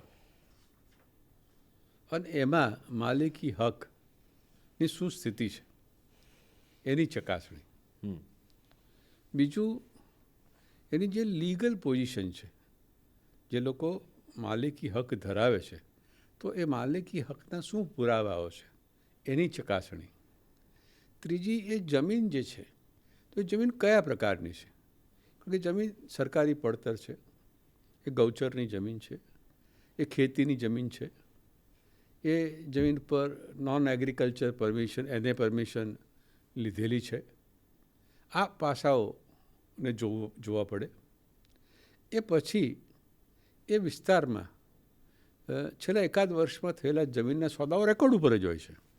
તો એ કયા સોદાઓ થયા છે, અને એ સોદાઓમાં એ જમીન કયા ભાવે વેચાઈ છે, તો એનો ભાવ પણ તમને એનાથી ખ્યાલ આવે. સરકારી જમીન હોય અને એ જમીન ઔદ્યોગિક હેતુઓ માટે લેવાની હોય તો એની એક લાંબી પ્રક્રિયા છે. તો એ પ્રક્રિયામાં ડિસ્ટ્રિક્ટ વેલ્યુએશન કમિટી, DAVC, અને સ્ટેટ લેવલ વેલ્યુએશન કમિટી, આ 2 કમિટીઓમાંથી પ્રક્રિયામાંથી પસાર થયા પછી એનો ભાવ નક્કી થાય અને જમીનની ફાળવણીનો હુકમ થાય. એટલે આટલા પાસાઓ એમાં જોવા જોઈએ. લોકો આ પાસા જોતા નથી, અને અમારી જમીનનો એક ગોળો ઊભો કરવો છે, અમારે એક 100 વીઘાનો ગાળો કરવો છે, અમારે આ લેવી છે.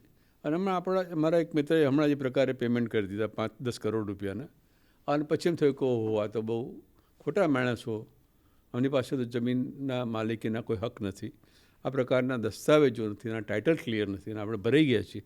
એટલે એવું ન થાય એટલા માટે આ ટાઇટલ ક્લિયર છે કે નહીં એના, એ પ્રાથમિક તપાસ આ પ્રકારની બધી કરી લેવી જોઈએ. હવે બીજો એક મોટાભાગના લોકો જે વસ્તુ તમારી સાથે એસોસિએટ કરે છે ઇઝ યોર નેટવર્કિંગ સ્કિલ્સ. તો એ ક્યારે રિયલાઇઝ થયું કે આ નેટવર્કિંગ કરવું પડશે, કે પહેલેથી જ ઇનહેરન્ટ સ્કિલ હતી? નહીં, ઇનહેરન્ટ સ્કિલ તો જનસંપર્ક એ વિષય પ્રિય હતો, PR એ પ્રિય વિષય હતો, પણ એમાં પણ ઘણું શીખવું પડે. એટલે એમાં ઘણું બધું શીખવાનું પણ મળ્યું. દાખલા તરીકે એટલે જનસંપર્કમાં આંખ અને કાન બે ખુલ્લા રાખવા પડે. એટલે અમે માત્ર અમારી આંખથી અમે ત્યાં જે જોઈએ દ્રશ્યો અને જે પાત્રો અને એ મુમેન્ટ ઉપરથી પણ અમે કેટલાક તારણો કાઢી શકીએ.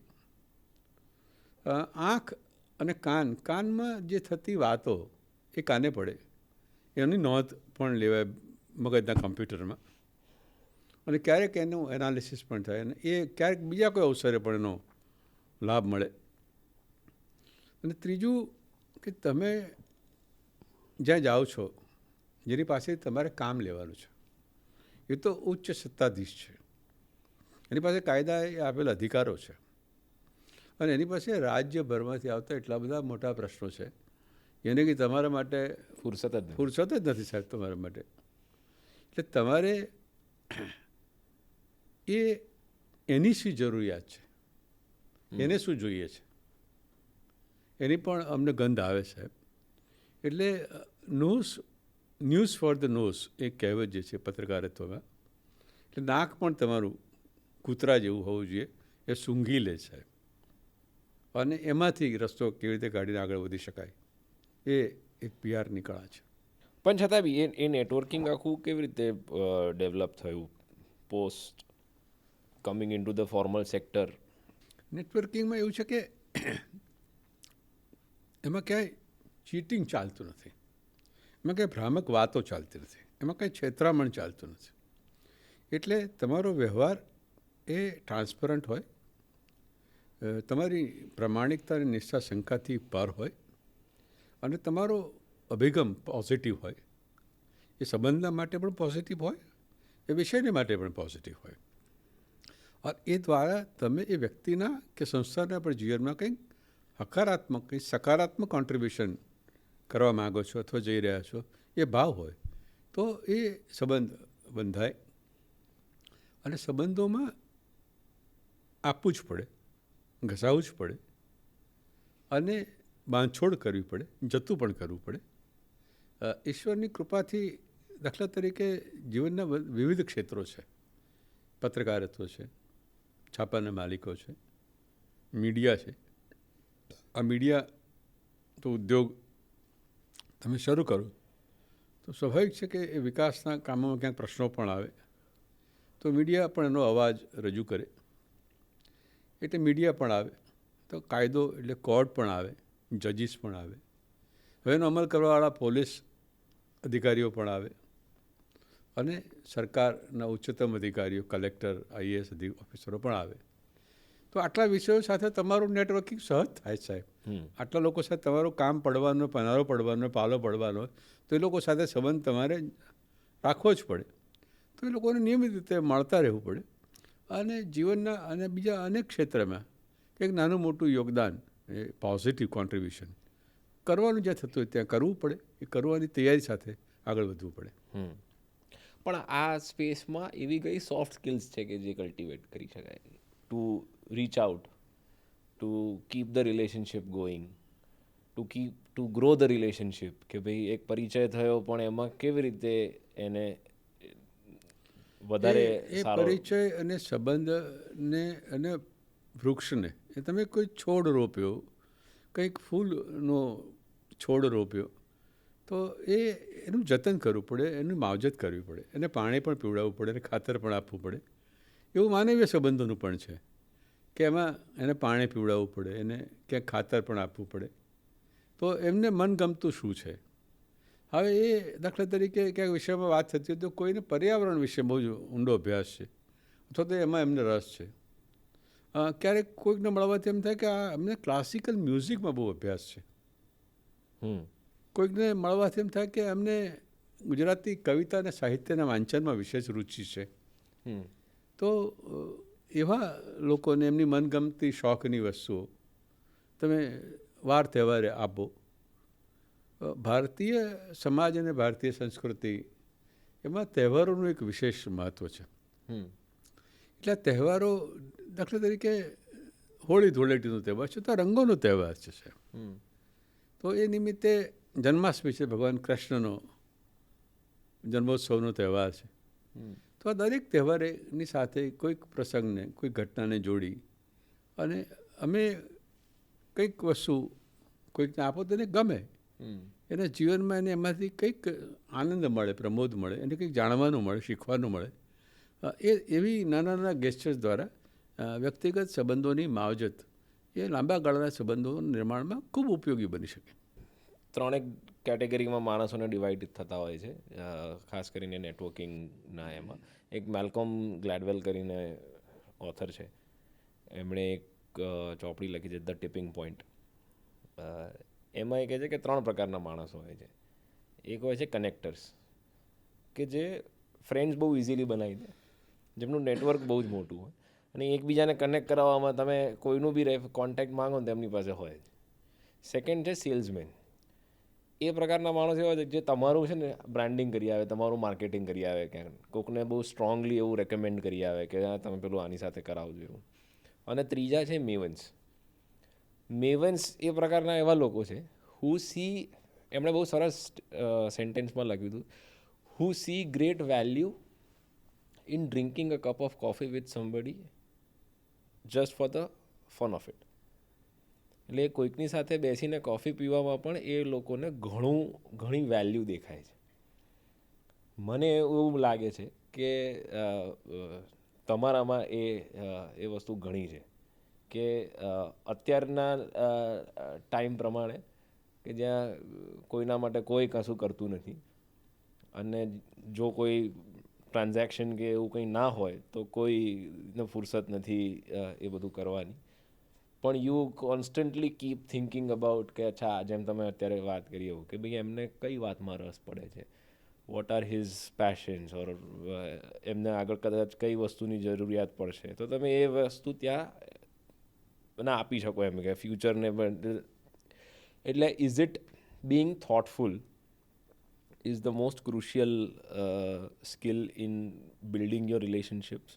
જે લોકો સાથે તમારો પનારો પડ્યો છે, તમારું નિસ્બત છે, જે કામ છે, આ તો બધા બહુ વ્યસ્ત માણસો છે. એમની પાસે એવું કે ફુરસદનો ચા કોફી પીવાનો ટાઈમ જ નથી ભાઈ. એટલે ત્યાં સુનિયોજિત હેતુપૂર્વક જ કોફી પીવાય છે સાહેબ. એ ઘણી વખત જીવનમાં અનેક વખત કોઈક માણસ કોફીની ઓફર કરે તો અમે બધા એટલા બધા ઉતાવળમાં હોઈએ કે ના જ પાડી દઈએ એટલે સાહેબ આજે નહીં રહેવા દો, પછી ક્યારેક. પણ એમ લાગે કે ના, આની જોડે થોડો વધારે સમય લેવાનો છે આપણે, અને આ કોફીની ઓફર કરે છે તો કોફી પીશું તો એટલો વધારે સમય એમની સાથે બેસીને વિષયની વાત કરવાનો આપણને અવસર મળશે. તો પછી કોફી પીવાનું પ્રયોજન ગોઠવીએ, ના હોય તો ઊભું કરીએ પ્રયોજન. એટલે અને જ્યારે કોફી પીવડાવીએ છીએ ત્યારે પણ એ અમે પીવડાવીએ કે કોઈ પીવડાવે, એ અનેક બીજું જીવનનું પાયાનું સૂત્ર જે શીખવા મળ્યું અને જે સત્ય છે જીવનનું, કે એ કોફીનો કપ એની કિંમત છે કંઈ સાહેબ. અને એ કિંમત કોઈ કે ચૂકવવી જ પડે, ચાના પૈસા કોઈ કે હાલવા જ પડે. એ ભાઈ આપે કે આપણે આપીએ, પણ એની કિંમત છે સાહેબ. અને કોઈ એમને પીવડાવતું નથી, મફત કોઈ પીવડાવતું નથી. There is a cost. There is a cost. In general લાઈફમાં તમે કોઈ બી પ્રોફેશનમાં હો, 90% of your success will depend on how good you are communicating with your team, with superiors, with customers, whoever is there. તો how has your communication skills helped your? આ એક બહુ મહત્ત્વનો સવાલ છે. અને એમાં કોઈ તમે એનેક્ડોટલ વીમાં જો તમે વાત કરી શકો. એટલે આ એક બહુ મહત્ત્વનો સવાલ છે કે હું જ્યારે મારા ચેરમેનની જોડે વાત કરું છું ફોનથી કે રૂબરૂ, ત્યારે મારા ચેરમેનને તો આખા દેશના બધા જ પ્લાન્ટ ઉપરથી એમને ફોન આવતા હોય, એમને દુનિયામાંથી પણ ઘણી જગ્યાએથી ફોન આવતા હોય. એટલે એમની સાથે વાત કરતી વખતે મારે શું કહેવું છે એની મને પાક્કી સમજ હોવી જોઈએ. બીજું મારે જે કહેવું છે એ મને જે સમય મળે છે એટલામાં જ મારે કહી દેવાનું છે. પછી એમાં હું બહુ લાંબી લાંબી વાતો કરું તો એ ના ચાલે. એટલે I have to be focus, I have to be precise, I have to be to the point. અને એ પ્રકારે સંવાદ કરવાથી એ અસરકારક રીતે સીધો મેસેજ પહોંચાડી શકાય. બીજી પ્રસંગ છે કે રૂબરૂ મુલાકાત છે, મળવાની વાત છે. ત્યારે પણ તમે રાજ્યના માનનીય મુખ્યમંત્રીને મળવા ગયા છો અને કોઈ જે વિષયમાં તમારો મોટો સ્ટેક છે એવા વિષય પર તમે રજૂઆત કરવા ગયા છો, ત્યારે પણ તમારું પ્રેઝન્ટેશન તમારું તૈયાર કરેલું હોવું જોઈએ અને તમે જે વિષય વાત કરો છો એ વિષય પર વાત કરવાની છે અને એ વિષયમાંથી ઊભા થનારા સંભવિત તારાંકિત પ્રશ્નો શું હોઈ શકે એની પણ તૈયારી રાખી અને વિષય પર ટુ ધ પોઈન્ટ વાત કરવી પડે. એટલે ભાષા, શબ્દો, પરસિસ્ટન્ટ, પ્રિસિશન એન્ડ ફોકસ, આટલા મુદ્દાઓને ધ્યાનમાં રાખી અને કમ્યુનિકેટ કરવું પડે. હવે આ સેગમેન્ટનો મારો એક છેલ્લો પ્રશ્ન છે તમને કે અમારી મોટાભાગની જે લોકો આ અમારું કોન્ટેન્ટ જોતા હોય છે એ 18થી 35 વર્ષવાળા યુવાનો છે. Which are almost college kids or young professionals, અને થોડો ઘણો ચંક પછી 35 to 45 વાળો છે, અગેન પ્રોફેશનલ્સ. અત્યારે હું તો બહુ ફોર્ચ્યુનેટ છું, પ્રિવિલેજ છું કે હું મારો પોતાનો બિઝનેસ કરી શકું છું, મારા સમય પ્રમાણે કામ કરી શકું છું, મારે જે કામ કરવું છે એ કામ કરી શકું છું. ઘણા બધા લોકો એક જોબ કરતા હોય છે, કોર્પોરેટ વર્લ્ડમાં કામ કરતા હોય છે, અને કોર્પોરેટ વર્લ્ડના આજે બહુ બધા ચેલેન્જીસ છે. કલ્ચર પોઈન્ટ ઓફ વ્યૂથી જેમાં આપણે વાત કરી, શેડ્યુલ, ટાઈમ, વર્ક લાઈફ બેલેન્સના પોઈન્ટ ઓફ વ્યૂથી, અને હવે એ એક હેક્ટિક લાઈફ હવે અમદાવાદમાં પણ એ થઈ ગઈ છે જે પહેલાં મેટ્રો સિટીઝમાં મોટા શહેરોમાં હતી.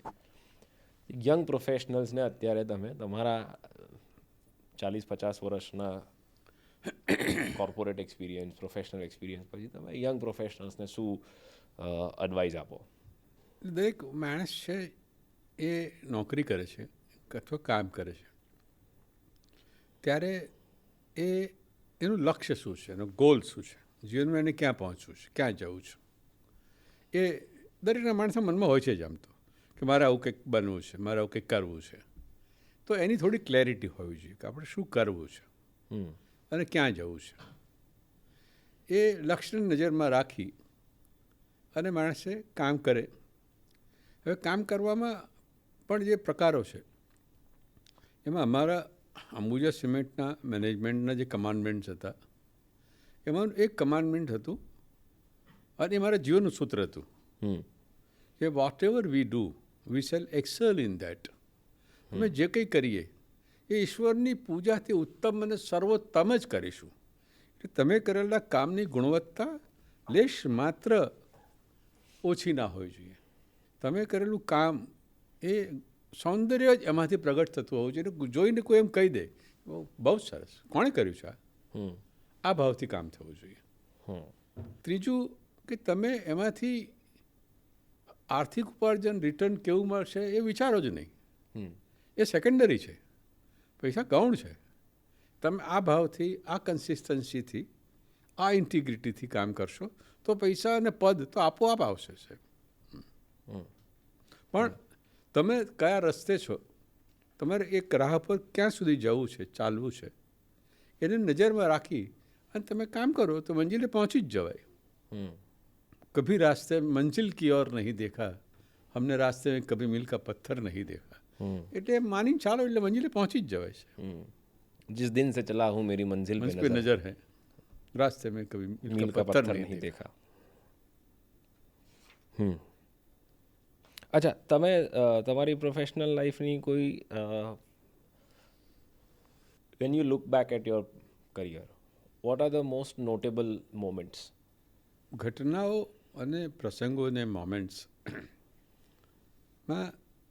2-3 પ્રસંગો જે મને એમ લાગે છે કે જીવનના એ અમૂલ્ય ચિરસ્મરણીય પ્રસંગો છે અને એ ઈશ્વર એ આપણને એ ક્ષેત્રમાં, એ વિષયમાં કામ કરવાની તક આપી, એ ઈશ્વરનો આભાર માનવો પડે એવી જે વાતો છે એમાંની એક, અને જેનું કામ કરવાનો સંતોષની અનુભૂતિ થાય અને જીવનના અંતે પણ કદાચ એમ લાગે કે આ જીવનમાં કરેલા ઉત્તમ કાર્યોમાંનું આ એક ઉત્તમ કાર્ય હતું.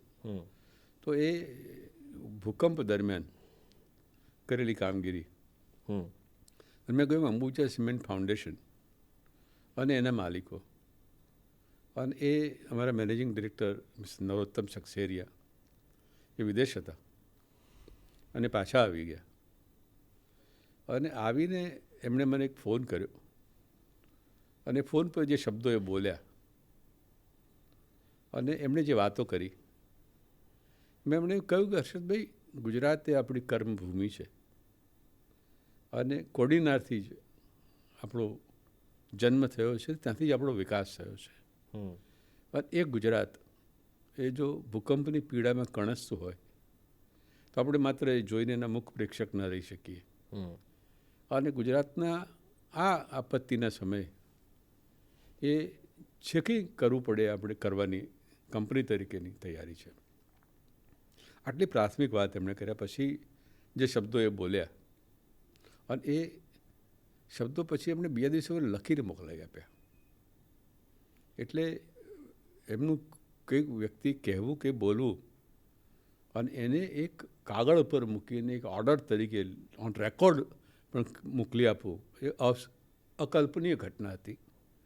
એમણે એમ કીધું કે Harshadbhai, this is the phase of a relief operations and for the relief work whatever you deem fit is required to be done for the state of Gujarat. All the power of managing director are vested in you. વાહ. Whatever you deem fit, you are free to do it. And for that, he said, sky is the limit. દર્શક એવું નહીં કે તમારે 40,000 રૂપિયાનો 5 લાખનો 10 લાખ રૂપિયા સુધી જ ખર્ચો કરવાની તમને સત્તા આપવામાં આવે છે કે મંજૂરી આપવામાં આવે નહીં. he said sky is the limit. અને તમે જે નિર્ણય કરો, જે કામ કરો, એના બિલ કે એના વાઉચર નીચે માત્ર એક જ વાક્ય તમારે લખી દેવાનું કે this has got MD's approval and it will be honored within few moments. he said મારી ઓફિસમાં મારા સેક્રેટરીને સૂચના આપું છું કે તમારા રિલીફ ઓપરેશન્સ અંગેના કોઈ પણ કામ એ કંપની દ્વારા યુદ્ધના ધોરણે એના પેમેન્ટ કરવામાં આવશે. અને એ નિમિત્તે એવા અનેક કામો કરવાનો મને અવસર મળ્યો. એમાં અમદાવાદ શહેરમાં મેં જોયું તો કોર્પોરેશન અને રાજ્ય સરકારના સાધનો ખૂબ થોડા ટાંચા પડતા હતા અને પડી ગયેલા ઇમારતના કાટમાળમાં અનેક માનવ મૃતદેહો ફસાયેલા પડ્યા હતા.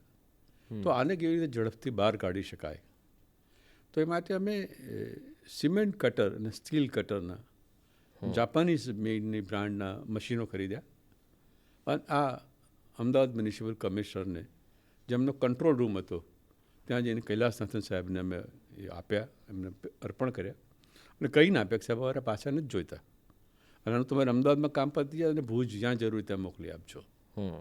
એટલે એવા સુંદર કામો થયા. ભૂકંપના પુનઃનિર્માણ માટે માનનીય શ્રી કેશુભાઈ પટેલ સાહેબ એક મુખ્યમંત્રી તરીકે અને રાજ્ય સરકાર એ વિવિધ પાસાઓને ચકાસીની અંગેની નીતિઓનું નિર્માણ કરવામાં વ્યસ્ત હતા. અને ત્યારે મને એમ લાગતું હતું કે આ થોડોક વિલંબ થઈ રહ્યો છે નિર્ણયની પ્રક્રિયામાં. એટલે એક વખત તો હું પહોંચી જ ગયો એમની પાસે, સાહેબ બહુ મોડું થઈ રહ્યું છે. એમણે કહ્યું હર્ષભાઈ બસ એક દિવસ અને આપણે નિર્ણય કરી અને એની નીતિ બનાવી એનો અમલ કરી દઈશું. અને એ એવી નીતિ બનાવી જેથી કરીને એમાં કોઈપણ પ્રકારની ક્ષતિ ન રહી જાય, એમાં કોઈપણ પ્રકારની ચોરી ન થઈ શકે, કારણ કે આ બહુ જ મોટા વિશાળ ફલક પર પુનઃનિર્માણ કરવાનું હતું અને એમાં સિમેન્ટ બાંધકામમાં આપવાનો હતો. અને એ પ્રસંગે સિમેન્ટ કંપનીઓ પણ આગળ આવી અને એમણે પણ કહ્યું કે રાજ્ય સરકાર જે કહેશે એ ભાવથી અમે આપીશું. અને ભારત સરકારે પણ એમાં એક્સાઇઝમાં મુક્તિ આપી. પણ પ્રશ્ન એ વખત એવો આવ્યો કે આના પુનઃનિર્માણના કામ માટે એટલા બધા કડિયાની જરૂર પડી, કેટલા બધા કડિયા ક્યાંથી લાવીશું. તો એ વખતે સેવામાં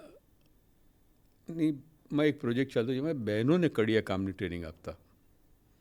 તો અમે એ કડિયાઓને ટ્રેનિંગ આપવાની કામનું શરૂઆત કરવાનો વિચાર કર્યો અને સામખિયાળી પાસે મેં એક ટ્રેનિંગ સેન્ટર અદ્યતન નિર્માણ કર્યું અને એ કાર્યની જ્યારે ચાલુ કર્યું ને શરૂ થયું, કેર જેવી આંતરરાષ્ટ્રીય એનજીઓ જેવી સંસ્થાઓ પણ ખૂબ આવી અને એમણે જ્યારે જોયું ત્યારે એવી અનેક સંસ્થાઓ પણ એમાં જોડાઈ અને એ સંસ્થાઓ પણ ઊભી કરશે ભાઈ આ 100 કડિયાઓ તૈયાર કરવાનો ટ્રેનિંગ સેન્ટરનો આ ખર્ચ થતો હોય તો અમારા તરફથી 100 કડિયા તમે તૈયાર કરી આપો અને એક મોટી સંખ્યામાં લોકોને ટ્રેનિંગ આપી, એ પુનઃનિર્માણના કામમાં જોડાયા અને એમને એક સ્કિલ મળી અને એક આજીવિકાનું સાધન એમને મળ્યું.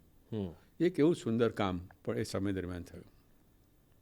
હવે આપણે છે ને એક પોઈન્ટ માટે નેક્સ્ટ ટોપિક માટે સહેજ પાછા જઈએ. ગોમતીપુર આ ઉર્દુ સાથે કેવી રીતે સેટિંગ? એ ગોમતીપુર રાજપુર આ બે વિસ્તારો છે. એ રાજપુર એ મુસ્લિમ વિસ્તાર છે અને ગોમતીપુર એ હિન્દુ વિસ્તાર છે. એ રાજપુરમાં આ પ્રકારના મુશાયરાઓ, કવાલીના કાર્યક્રમો એવું થાય એટલે ત્યાં મુસ્લિમ છોકરાઓ પણ અમારી સાથે સ્કૂલમાં બાળપણમાં ભણતા અને કોલેજમાં પણ એ બધા સાથે જ હતા. તેવા 2-3 મિત્રો પણ હતા જે સારા પરિવારમાંથી આવતા હતા અને એમનો આગ્રહ રહેતો કે હર્ષદભાઈ આજે ગઝલનો કાર્યક્રમ છે, આજે મુશાયરો છે, આજે કવાલીનો કાર્યક્રમ તમારે આવવાનો છે અને હું જતો. એટલે બાળપણમાં પણ એ બહુ જ પ્રચલિત કવાલીઓ, પ્રચલિત ગઝલો મારા કાને પડેલી અને એ ધીમે ધીમે એક શોખ વિકસિત થતો ગયો અને એ દૂરદર્શન પર પણ પ્રસારિત થતા મુશાયરાઓ હું સાંભળતો ગયો અને એ દ્વારા ઉર્દુ કવિઓ, ઉર્દુ શાયરો, ઉર્દુ લેખકોને વાંચવાનું પણ શરૂ થયું અને શોખ વિકસિત થયો. તો કોણ હતા એ વખતના ઉર્દુ શાયરો કે જે ગમતા હતા? એમાં સૌથી પહેલું મારું મળવાનું થયું રાહત ઇંદોરી સાહેબને. તો એ એક ઓડિયન્સ હતું એનું અને એ ઓડિયન્સ બધા મુસ્લિમ વિસ્તારોમાંથી મોટી સંખ્યામાં એમને સાંભળવા આવ્યા હોય અને એ વખતે એનો જે મિજાજ એટલે તમે એક માણસ જે મળો છો એ માણસ અને જ્યારે માઇક્રોફોન પર મુશાયરામાં મંચ પર આવીને એનો ગઝલનું ગાન કરનારો એનો મિજાજ એ કંઈક જુદો જ હોય અને એમાંથી નીકળતો એ વિચાર, એ સ્પાર્ક અને એની શૈલી રજૂઆતની એ કંઈક જુદી હતી, કંઈક અલગ હતી. માટે મને રાહત ઇંદોરીના શેર, એની ગઝલો મને ગમતી અને ત્યારે એક શેર એણે જાણે મને પહેલી વખત સંભળાવેલો ગોમતીપુરની મસ્જિદની ફૂટપાથ પર. તેણે કીધું હતું કે હવે એ સ્વભાવને, તમારા મિજાજને, તમારા ટેસ્ટને પણ રિફ્લેક્ટ કરે. એની 2 કંઈક લાઈનો જ મને યાદ છે, આખી ગઝલ તો મને યાદ નથી રહી. એ દરિયાને સંબોધન કરીને કહે છે કે गर प्यास मेरी बुझा दे तो मैं जानूं वरना તું समंदर है तो होगा मेरे किस काम का है. એટલે એ મિજાજ રાહત ઇંદોરીનો હતો. તો કાવ્ય મુદ્રા પાછળનું ઇન્સ્પિરેશન શું? એનું આ સંસ્થા પાછળ, સંસ્થા ચાલુ કરવા પાછળનું તમારું મોટિવેશન શું? એટલે ગુજરાતી ભાષા માટે કંઈક કામ કરવું અને કવિતા માટે વિશેષ કરીને તો કામ કરવું એવો ભાવ હતો. એ દિશામાં વિચાર ખૂબ ચાલતો હતો પણ કશું કંઈ થતું નહોતું અને સાહિત્ય, ગુજરાતી સાહિત્યના ક્ષેત્રમાં પણ જે કંઈ સંસ્થાઓ કામ કરતી એ બહુ એનું સાતત્ય જળવાતું નહોતું, એની કન્સિસ્ટન્સી જળવાતી નહોતી અને એમાં પણ ક્યાંક રાજકારણ આવતું. એટલે શુદ્ધ ગુજરાતી ભાષાના પ્રમોશન માટે માત્ર ને માત્ર કોઈ અર્થકારણ કે અર્થોપાર્જન કે આવક કમાણીના ભાવ સિવાય પવિત્ર રીતે ગુજરાતી ભાષા, માતૃભાષાના વંદનાના ભાવથી કંઈ કામ કરવું અને એવા ભાવથી કાવ્ય મુદ્રાની સ્થાપના કરી અને એ 3 દિવસીય કાવ્ય ગઝલ મહોત્સવનું આયોજન કરતા. એમાં પહેલા દિવસે 4 વરિષ્ઠ ગુજરાતી કવિઓ, સાહિત્યકારો અને 2 યુવાન કવિઓને એમના કવિતા પાઠ માટે નિમંત્રિત કરતા. બીજા દિવસે 2 હિન્દી અને ઉર્દુના કવિ અને શાયરને બોલાવતા અને ત્રીજા દિવસે કોઈ ગઝલના ગાયકને બોલાવીને ગઝલનું ગાનનો કાર્યક્રમ કરતા. આ બધી પ્રક્રિયા દરમિયાન મને એમ લાગ્યું કે જે વરિષ્ઠ ગુજરાતી કવિઓ છે, જે સાહિત્યકારો છે, એની તો કોઈ નોંધ જ લેતું નથી અથવા તો સમાજે એના પ્રત્યેનો જે ભાવ, પૂજ્ય ભાવ પ્રગટ કરવો જોઈએ એ પણ પ્રગટ થતો નથી.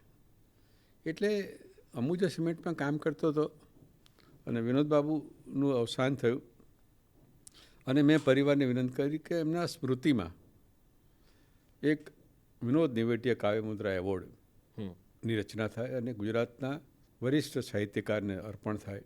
અને એ પરિવારે સંમતિ આપી અને દર વર્ષે એક નિર્ણાયક કમિટીની રચના કરી અને જ્યુરી કમિટી જે નક્કી કરે એને એમના યોગદાનને ધ્યાનમાં રાખીને ગુણવત્તાના આધારે એકમાત્ર પેરામીટર ઓબ્જેક્ટિવિટીના આધારે એમની પસંદગી કરી અને ₹1,00,000 કાવ્યમુદ્રા વિનોદ નેવટિયા એવોર્ડ સૌથી પહેલો પ્રોફેસર નિરંજન ભગત સાહેબને આપ્યો. અને ભગત સાહેબે એ એવોર્ડ સ્વીકારવાની હા પાડી, સંમતિ આપી. એ પણ કાવ્યમુદ્રા માટે ગૌરવની વાત હતી અને ત્યારથી આજ દિન સુધી એ સિલસિલો ચાલુ છે. આગળ શું એવું ઈચ્છો છો કે કાવ્યમુદ્રા આગળના વર્ષોમાં શું બીજું કામ કરે? એ પ્રક્રિયા દરમિયાન એમ લાગ્યું કે આજે વરિષ્ઠ સાહિત્યકારોને કવિઓનું સન્માન કરીએ છીએ, એમાં યુવા કવિ જે છે એને કંઈ પ્રેરણા નથી મળતી, એને કંઈ મોટિવેશન નથી મળતું. તો એના માટે પણ એક યુવા કવિ પુરસ્કારની રચના કરી અને એ દર વર્ષે એક યુવા કવિને પણ ₹50,000 કાવ્યમુદ્રા વિનોદ નેવટિયા એવોર્ડ અર્પણ કરીએ છીએ. ભાષાના સંદર્ભમાં અન્ય ભાષાઓમાં જે કામ થઈ રહ્યું છે એ ઉર્દૂમાં દિલ્હીમાં કામ કરતી સંસ્થા રેખતા અથવા તો હિન્દીમાં કામ કરતી સંસ્થાઓમાં અને કવિઓમાં વિશેષ કરીને કુમાર વિશ્વાસ અને જયપુર લિટરેચર ફેસ્ટિવલ, આ પ્રકારનું આ સ્તર આ કક્ષાનું કામ એ ગુજરાતમાં થાય એવો એક ભાવ છે અને એ દિશામાં આયોજન કરી અને એ પ્રકારના કાર્યક્રમો કરવાનું મન છે. ત્રણેક નામ છે, હું નામ બોલું ને તમને જે રિસ્પોન્સ આવે એ તમારે આપવાનો છે. રાજ Kapoor, greatest showman of the millennium એવું કહેવાય તેમના માટે, અને એક એવો પ્રોડ્યુસર, ડિરેક્ટર, એક્ટર જેણે હાસ્ય અને પ્રેમની અભિવ્યક્તિને વૈશ્વિક સ્તર ઉપર જુદા એક અંદાજમાં પ્રસ્તુત કરી અને એમણે નિર્મિત કરેલા દરેક ફિલ્મોમાં એનું ગીત, એના લિરિસિસ્ટ, એના મ્યુઝિક કમ્પોઝર, એમના એક્ટર, વિશેષ કરીને એમની અભિનેત્રી, એમના હિરોઈન્સ, આ બધા બહુ કાબિલે દાદ, અદ્ભુત સુંદર જ રહ્યું. એના વિશે દરેક ફિલ્મો વિશે એક લેક્ચર કરી શકાય. પણ એમણે મેરા નામ જોકર બનાવી અને બોક્સ ઓફિસ પર નિષ્ફળ ગઈ.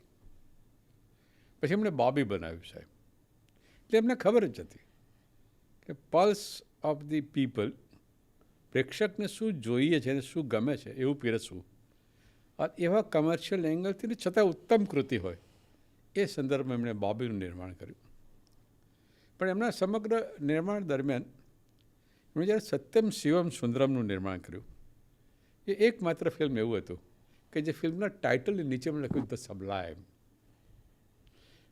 આપણને કદાચ એમ લાગે નહીં એમણે આ ટાઇટલ, આ શબ્દનો પ્રયોગ કોઈ બીજા આ ચિત્ર માટે કરવાની જરૂર હતી, પણ એમણે એના માટે કર્યો હતો. એટલે he was the great actor. પણ એમની બનાવેલી ફિલ્મોમાંથી તમારા ઉપર સૌથી વધારે ઇન્ફ્લુએન્શિયલ રહી હોય એવી કઈ ફિલ્મ હતી? એમની આવારા મને બહુ ગમેલી, એમની આહ મને બહુ ગમી હતી. જીસ દેશ મેં ગંગા બહેતી હૈ મેં બહુ વારંવાર જોઈ હતી. એમની બધી ફિલ્મો બહુ વારંવાર જ હું જોઉં છું. પણ એમાં શ્રી 420નું એ ગીત અને એ ગીતના સંદર્ભમાં તમારી સાથે વાત જોડીને કરવાનું મન એટલા માટે થાય કે એમણે એ ગીતના જે શબ્દો છે, કલ ખેલ મેં હમ હો ન હો ગર્દિશ મેં તારે રહેંગે સદા, ભૂલોગે તુમ ભૂલોગે હમ પર હમ તુમ્હારે રહેંગે સદા. એટલે કાલે હું હર્ષદભાઈ બ્રહ્મભટ્ટ હોય ન હોય, પણ મારો દીકરો પાર્થ બ્રહ્મભટ્ટ અને એ મારા કરતાં વધારે સારું કરશે એ શ્રદ્ધાને ભાવ એ ફિલ્મના એ ગીતના શબ્દોમાં અભિવ્યક્ત થાય. ગુરુદત્ત, કલાનો એક એવો ઉપાસક કે જેને માત્ર કલાની ઉપાસના જ કરી, જેને કમર્શિયલ એંગલ તરફ જોયું જ નહીં, અને એમણે એક પ્રજાની વેદનાને જે રીતે અભિવ્યક્ત કરી, કહાં હૈ જીને નાઝ હિંદ પર વો કહાં હૈ, એ પ્રજાની વાચનને અભિવ્યક્ત કરતું એટલે એક પ્રોડ્યુસર, એ ફિલ્મ મેકર, એ એક્ટર, એ માત્ર મનોરંજન માટે જ કામ કરે છે એવું નહીં. એ રાષ્ટ્રની સમસ્યાઓ માટે, પ્રજાની વેદના માટે અને રાષ્ટ્રના નિર્માણને ચિંતન માટે પણ કામ કરે છે. એવા ભાવથી કામ કરનારો એ એક્ટર અને કલાકાર. એટલે દરેક પ્રેક્ષક એની કલાની કૃતિને જોઈને જેના ચરણોમાં નમન કરવાનું મન થઈ જાય એવા એ Guru Dutt. Amitabh Bachchan, the angry young man. સાહેબ છે સાહેબ. બચ્ચન સાહેબ. તમારા ઉપર મને અસર ઘણી વધારે લાગે છે એંગ્રી યંગ મેનની. ના એવું નહીં, એ તો એમનું કેરેક્ટર હતું જે એમણે ભજવ્યું અને એમણે જે અભિનયના ઉચ્ચતમ શિખરોને પ્રસ્થાપિત કર્યા અને એમાં કેટલાક દ્રશ્યો, કેટલાક સંવાદો એ એટલા બધા અસરકારક અને પ્રભાવિત સાબિત થયા. અને એમાં બે પ્રકારે, એક પ્રેમના સંદર્ભમાં, એટલે કભી કભી ફિલ્મનું એ ગીત, એ ડાયલોગ આજે પણ એટલું જ લોકપ્રિય પ્રેમીઓના વિશ્વમાં છે. અને દીવાર એક ઈશ્વરના મંદિરની સામે જઈ અને ઘંટ પકડી અને જે માણસ નાસ્તિક છે, ઈશ્વરને માનતો નથી અને એની માને સજા કરી રહ્યો છે, એ સંવાદ એ એટલે એવું લાગે કે અદ્ભુત અભિનય શક્તિ જેનામાં છે. આનંદમાં આવેલા શરમાળ અમિતાભ બચ્ચન અને તમે કીધું એમ જંજીરનો એ Amitabh Bachchan, angry young man, અને કભી કભીના ફિલ્મમાં પ્રેમ અને રોમાંસને અભિવ્યક્ત કરતો હોય અમિતાભ બચ્ચન. આ દરેક, અને પછી કૌન બનેગા કરોડપતિના અમિતાભ બચ્ચન. એટલે દરેક અવસ્થાએ એમણે એક સુંદર અભિનેતા એમાંથી પ્રગટ થયો. એ અભિનયને સર્વોત્તમ શિખરો ઉપર લઈ ગયા અને સદીના મહાનાયક કહેવાય. અને એક વ્યક્તિ કરતાં એક ઇન્સ્ટિટ્યુશન બની ગયા એવું લાગે. મારું એવું માનવું છે કે તમે તમારી જનરેશનના લોકો માટે કમ્પેરિઝનમાં ઘણા ફોરવર્ડ થિંકિંગ અને ડેમોક્રેટિક છો. As a individual also, as a father also. તો ગાઈડિંગ પ્રિન્સિપલ્સ કયા રહ્યા છે થ્રુ આઉટ લાઈફ, કે જે કોઈ શિક્ષક તરફથી આવ્યા હોય, કે બા દાદાના આવ્યા હોય, કે ફેમિલીમાંથી આવ્યા હોય, એ ગાઈડિંગ પ્રિન્સિપલ્સ કે ગાઈડિંગ ફિલોસોફી એ તમારી થ્રુ આઉટ શું રહી છે? મને મારા ફાધરે જીવનના કેટલાક સૂત્રો આપે છે. એટલે સૂત્રો આપે છે તો નહીં કહું, પણ એમણે જે વાતો કરી અને એ જે જીવન જીવ્યા અને એમાંથી જે મેં કંઈ તારવ્યું, એટલે હું હંમેશા વિચારું કે એમાં મારા ફાધરે, બારોટ સાહેબે શું વાત કીધી છે, એમનું શું સૂત્ર છે જીવનનું. એ સૂત્રોને નજર સમક્ષ રાખીને હું ચાલ્યો. પણ એમાં આપણે ક્યારેક એ સૂત્રોનું ખોટું અર્થઘટન કરીએ છીએ અને એ પ્રકારે આપણી માનસિકતા અને આપણા વ્યક્તિત્વનો ઉછેર કરી અને આગળ વધીએ છીએ અને જીવનમાં વ્યવહાર કરીએ છીએ. એને કારણે ઘણા ગંભીર અકસ્માતો થાય છે, પરિણામો ભયાનક આવે છે. એટલે એવા ભયાનક પરિણામોમાંનું એક, મારા બાપુજી કહેતા, બેટા ઈશ્વરે બધાને સરખું જ આપ્યું છે. 2 હાથ, 2 આંખ, 2 કાન, નાક, બુદ્ધિ. હવે ઈશ્વરે કોઈ પક્ષપાત અને ભેદભાવ નથી કર્યો. એ બધાની સાથે એણે સરખો જ વ્યવહાર કર્યો છે. એટલે તમે કોઈનાથી ઓછું તમારી પાસે કંઈ છે કે તમે કોઈનાથી ઇન્ફિરિયર છો એવો ભાવ લાવવાની જરૂર જ નહીં. તમે સરખા જ છો બધાથી. આ બહુ સારી વાત, પોઝિટિવ વાત હતી. બહુ સારું હકારાત્મક સૂત્ર હતું જીવનનું. પણ મેં એનો ખોટું અર્થઘટન કર્યું સાહેબ. એટલે મારા મનમાં મારો અહંકાર, એણે મને એ માનસિકતાનું નિર્માણ કરાયું કે આઈ એમ ઇન્ફિરિયર ટુ નન નહીં, આઈ એમ સુપિરિયર ટુ ઓલ. એટલે ત્યાંથી આ બધા પ્રશ્નો ઊભા થાય જીવનમાં. એટલે જીવનમાં જે ગાઈડિંગ પ્રિન્સિપલ્સ છે એમાં સમયાંતરે મારામાં એ શિખામણ, એ સમજ આવતી ગઈ અને મને એ જે માણસો મળ્યા, જે માણસોએ મને એ શિખામણ, એ સમજ આપી, એટલું જ નહીં, મારામાં એ ગુણ વિકસિત થાય એનું ધ્યાન વિનોદ બાબુએ રાખ્યું. એટલે એમણે એક સૂત્ર આપ્યું, કરુણા. હવે આ બધા શબ્દો માત્ર આપણા માટે શબ્દો જ હતા, જીવનમાં સદ્ગુણો હતા જ નહીં. એમણે એ શબ્દોની સાચી સમજ આપી અને સદ્ગુણો વિકસિત થાય એ દિશામાં એમણે પ્રયાસ પણ કર્યો. એટલે પેશન, કમ્પેશન, વિનમ્રતા. એટલે એમણે એક જે સૂત્ર આપ્યું કે you have to be kind with the people. Even if your kindness is treated as your weakness, even then you have to be kind. એટલે આ વિવેક, શાલીનતા, એટલે ગ્રેસ. આપણને ક્યારેક એમ લાગે કે આમાં શું વહેલું મોડું થઈ જવાનું છે, આજ કરીએ કે કાલ કરીએ, પણ ના, સમય જ કરવું પડે તો જ એનું ગ્રેસ જળવાય.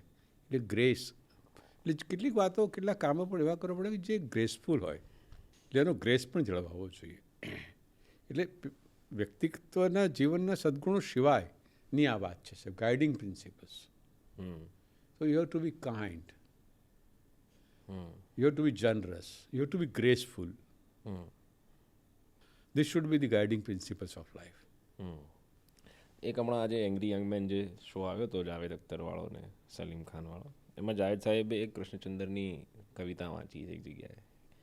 તો એની જે પહેલી લાઈન છે એવો મારો સવાલ છે નેક્સ્ટ, અને તમારે એનો જવાબ એક જ વાક્યમાં આપવાનો. ચેલેન્જ એ છે કે તમારે એક જ વાક્યમાં એનો જવાબ આપવાનો. કે તમને કોઈ અજાણ્યો માણસ આવીને એમ પૂછે કે तुमने अपनी ज़िंदगी में क्या किया, तो તમે એને શું જવાબ આપશો?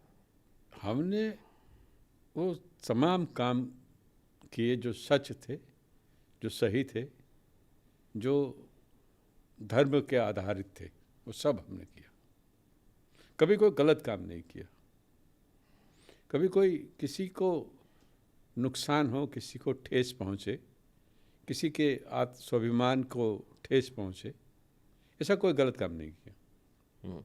और ऐसे इसमें भी विनोद बाबू ने मुझे एक बार समझाया था, काम मैंने कर दिया था, किसी तो प्रेमियों को अलग किया था मैंने. तो वो नाराज हो गए, गुस्सा हो गए. हर्षद भाई, ये अधिकार तुमको किसने दिया? और ऐसा गलत काम जो ईश्वर ने निर्माण किया है और जो पवित्र रिश्ते में बंधन से बंधे हैं, उनको जुदा करने का, क्योंकि वो तुम्हारे धर्म से, मजहब से नहीं, क्यों कोई गरीब है, कोई अमीर है, ऐसे बातों और ऐसे मूल्यों के आधार पर आप निर्णय कैसे कर सकते हो? तो ऐसे कोई गलत काम नहीं करने चाहिए, नहीं किए जीवन में. મારો છેલ્લો સવાલ, કોઈ એક છેલ્લે તમારી ગમતી ગઝલ અમને સંભળાવો, that resonates with you the most. ને આમાં પણ માણસનું એની ઉંમરની અવસ્થાઓ પ્રમાણે મેં કીધું એમ એના રંગ અને એના બદલાતા કંઈક તો એવરગ્રીન હોય ને એવું. આ બધું એવરગ્રીન છે સાહેબ જીવનમાં. એમાં એક મેં કીધું એમ દોલત બી લીધું, એ શોહરત બી લીધું. તમારે બધું આ પેલો શૌર્ય રસ ને એવું બધું હતું કે એમ રોમેન્સ કે શૃંગાર રસ કે એવું રોમેન્સ આવે એવો કોઈ સ્કોપ જ નથી. એટલે ત્યારે એ પ્રિય હતું સાહેબ. અને એ રોમાન્સવાળે જ્યારે ઉંમર આવી ત્યારે ની જે ગઝલ, એનું જે ગીત, એ પણ એટલું જ પ્રિય રહ્યું. પણ કઈ સૌથી યાદગાર આમ ગઝલ કોઈની બી હોય જે વારંવાર અંદર આવતી હોય આમ રિમાઇન્ડરમાં? મુકદ્દર કા સિકંદર, બચ્ચન સાહેબ અને રેખા ઉપર ફિલ્માંકિત થયેલું એ ગીત. હું રાહ જોઉં છું કે તમે બોલો એ. મને કોઈ કે મેં કાલ રાત્રે એક જણને મેસેજ કર્યો હતો કે આવતીકાલે તમારી સાથે આવી રીતે પોડકાસ્ટનું એ કરવાનું છે, તમારા કોઈ સવાલ હોય તો. એટલે એણે એવું કીધું કે ખાલી એટલું પૂછી લેજે કે who is his favourite child. એટલે પ્રામાણિકતાથી તમે આજે કહી દો ઓન રેકોર્ડ કે તમારા 3 છોકરાઓમાંથી તમને સૌથી વધારે હું વાલો છું. એટલે આજે રેકોર્ડ સ્ટ્રેટ થઈ જાય, ક્લિયર થઈ જાય. રાજ કપૂરને આ સવાલ પૂછ્યો કે સાહેબ, તમે બનાવેલી ફિલ્મોમાંથી તમને સૌથી વધારે ફિલ્મ કઈ પ્રિય છે? તમને વધારે કઈ ફિલ્મ બહુ જ ગમે છે સાહેબ? તો તમારી દ્રષ્ટિએ તમારું એ કયું સંતાન સર્વશ્રેષ્ઠ છે? રાજકપૂર સાહેબ, આ બહુ અઘરો સવાલ છે, મારો જવાબ આપવો. મને બધા જ મારા બાળકો છે, એ મારા સંતાન છે. હું એનો જનક છું, મેં એને જન્મ આપ્યો છે, એ મેં બનાવ્યા છે. એમાં બોક્સ ઓફિસ પર કોઈ ફિલ્મ વધારે ચાલી, કોઈ પીટાઈ ગઈ, કોઈ પાછળ રહી ગયું, એવું બને. પણ કે તમે જો કહો કે તમને બહુ વધારે કંઈ ગમે છે, પ્રિય છે, તમે કહ્યું કે મેરા નામ જોકર મને બહુ પ્રિય છે. એટલે એવું બાળકોમાં પણ, સંતાનમાં પણ એવું છે કે જે ના ચાલે એ સૌથી વધારે વાલું હોય એવું છે. હા, એવું તો નહીં, પણ તો હું નહીં જવું વાલો. બાળકોમાં દીકરી એ બાપને બહુ વાલી હોય. મારો પોઈન્ટ પ્રૂવ થઈ ગયો. એટલે દીકરીઓ બંને ખૂબ વાલી છે, પણ દીકરો જે છે એ પરિવારનો વારસ છે, એ પિતાનો વારસો, એ સંસ્કારનો વારસો, એ ઘરના રિવાજોનો વારસો, કે એની પરંપરાઓનો વારસો, એ અથવા તો એને વાસ્તવિક રૂપમાં એ વારસાને આગળ વધારવા માટેનો પણ એ નિમિત્ત છે. કારણ કે એના થકી એનો પુત્ર એ નામ, એ અટક, એ પરિવારને આગળ લઈ જવાનો છે. માટે દીકરો જ્યારે એક હોય ત્યારે તો વિશેષ વાલો હોય. અને તમે ઓન રેકોર્ડ પૂછ્યું છે, એટલે હું ઓન રેકોર્ડ આજે કહું છું પણ ખરો કે મને જીવનમાં તમારાથી વિશેષ વાલો કોઈ નથી. તમને જે પ્રેમથી, જે લાડથી મેં ઉછેર્યા છે, અને you had always happens very close to my heart. અને એમાં પાછું મને એમાં મારો અહંકાર પણ એમાં ભાવ આવતો ક્યારેક. હર્ષદભાઈ બ્રહ્મભટ્ટનો દીકરો સાહેબ, મારો દીકરો, એ મારાથી સવાયો જ થવાનો સાહેબ. અને દુનિયા કહે છે, સમાજ કહે છે, એનું પણ મને ગૌરવ છે કે ભાઈ તમારા કરતાં તમારો દીકરો બહુ લાખ દરજ્જે સારો છે. That is the compliments which I am receiving and for which I feel very happy and delighted about it. એ રાજકપૂર સાહેબનું શ્રી 420 ફિલ્મનું એ ગીતની એ પંક્તિઓ, તે વાતને આપણે પૂરી કરવી જોઈએ. અને ખરેખર હું એવું માનું છું, આઈ મીન ઇટ. કલ ખેલ મેં હમ હો ન હો, ગર્દિશ में तारे रहेंगे सदा, भूलोगे तुम भूलेंगे हम, पर हम तुम्हारे रहेंगे सदा. खुदा हाफिज. બ્રહ્મભટ્ટ સાહેબ, થેન્ક યુ. Thank you. તો વાતો કરવાની મજા જ આવી. તમે આટલો ટાઈમ આપ્યો, અમને મજા આવી. ટોક ઓફ ધ ટાઉન, આ નામ, આ સ્થળ, આ વ્યવસ્થા, આ તમારો વિચાર, અને મેં કહ્યું એમ તમે પણ જીવનમાં શ્રેષ્ઠ જ નિર્માણ કર્યું છે. એટલે આ જગ્યા જોઈ અને દરેક માણસનો પ્રતિભાવ આવે છે એ બહુ અદ્ભુત બનાવ્યું છે, બહુ સુંદર જ બનાવ્યું છે. એટલે તમે પણ જે કંઈ કરો છો સુંદર જ કરો છો, શ્રેષ્ઠ કરો છો, એમાં મને કંઈ શંકા જ નથી. અને ગુજરાતીમાં પોડકાસ્ટ અને આ કક્ષાએ આ ગુણવત્તાસભર, આ સુંદર કક્ષાનું નિર્માણ, એ માટે પણ તમે અભિનંદનના અધિકારી છો. હું તમારા જે પ્રેક્ષકો છે, જે ફોલોઅર્સ છે, અથવા તો જે લોકો યુટ્યુબ ઉપર અને બાકીની ચેનલો પર આ પોડકાસ્ટ જોવે છે, બધાને વિનંતી કરું છું કે આ મોટી સંખ્યામાં જોવે અને એમના પરિચિતો સાથે, એમના મિત્રો સાથે શેર પણ કરે, એવી વિનંતી કરું છું. અને તમને પણ આ ક્ષેત્રમાં તમે ઉત્તરોત્તર ઉત્તમમાં ઉત્તમ આ પ્રકારની કૃતિઓનું નિર્માણ કરો, એવી શુભેચ્છા પાઠવું છું. ઓકે.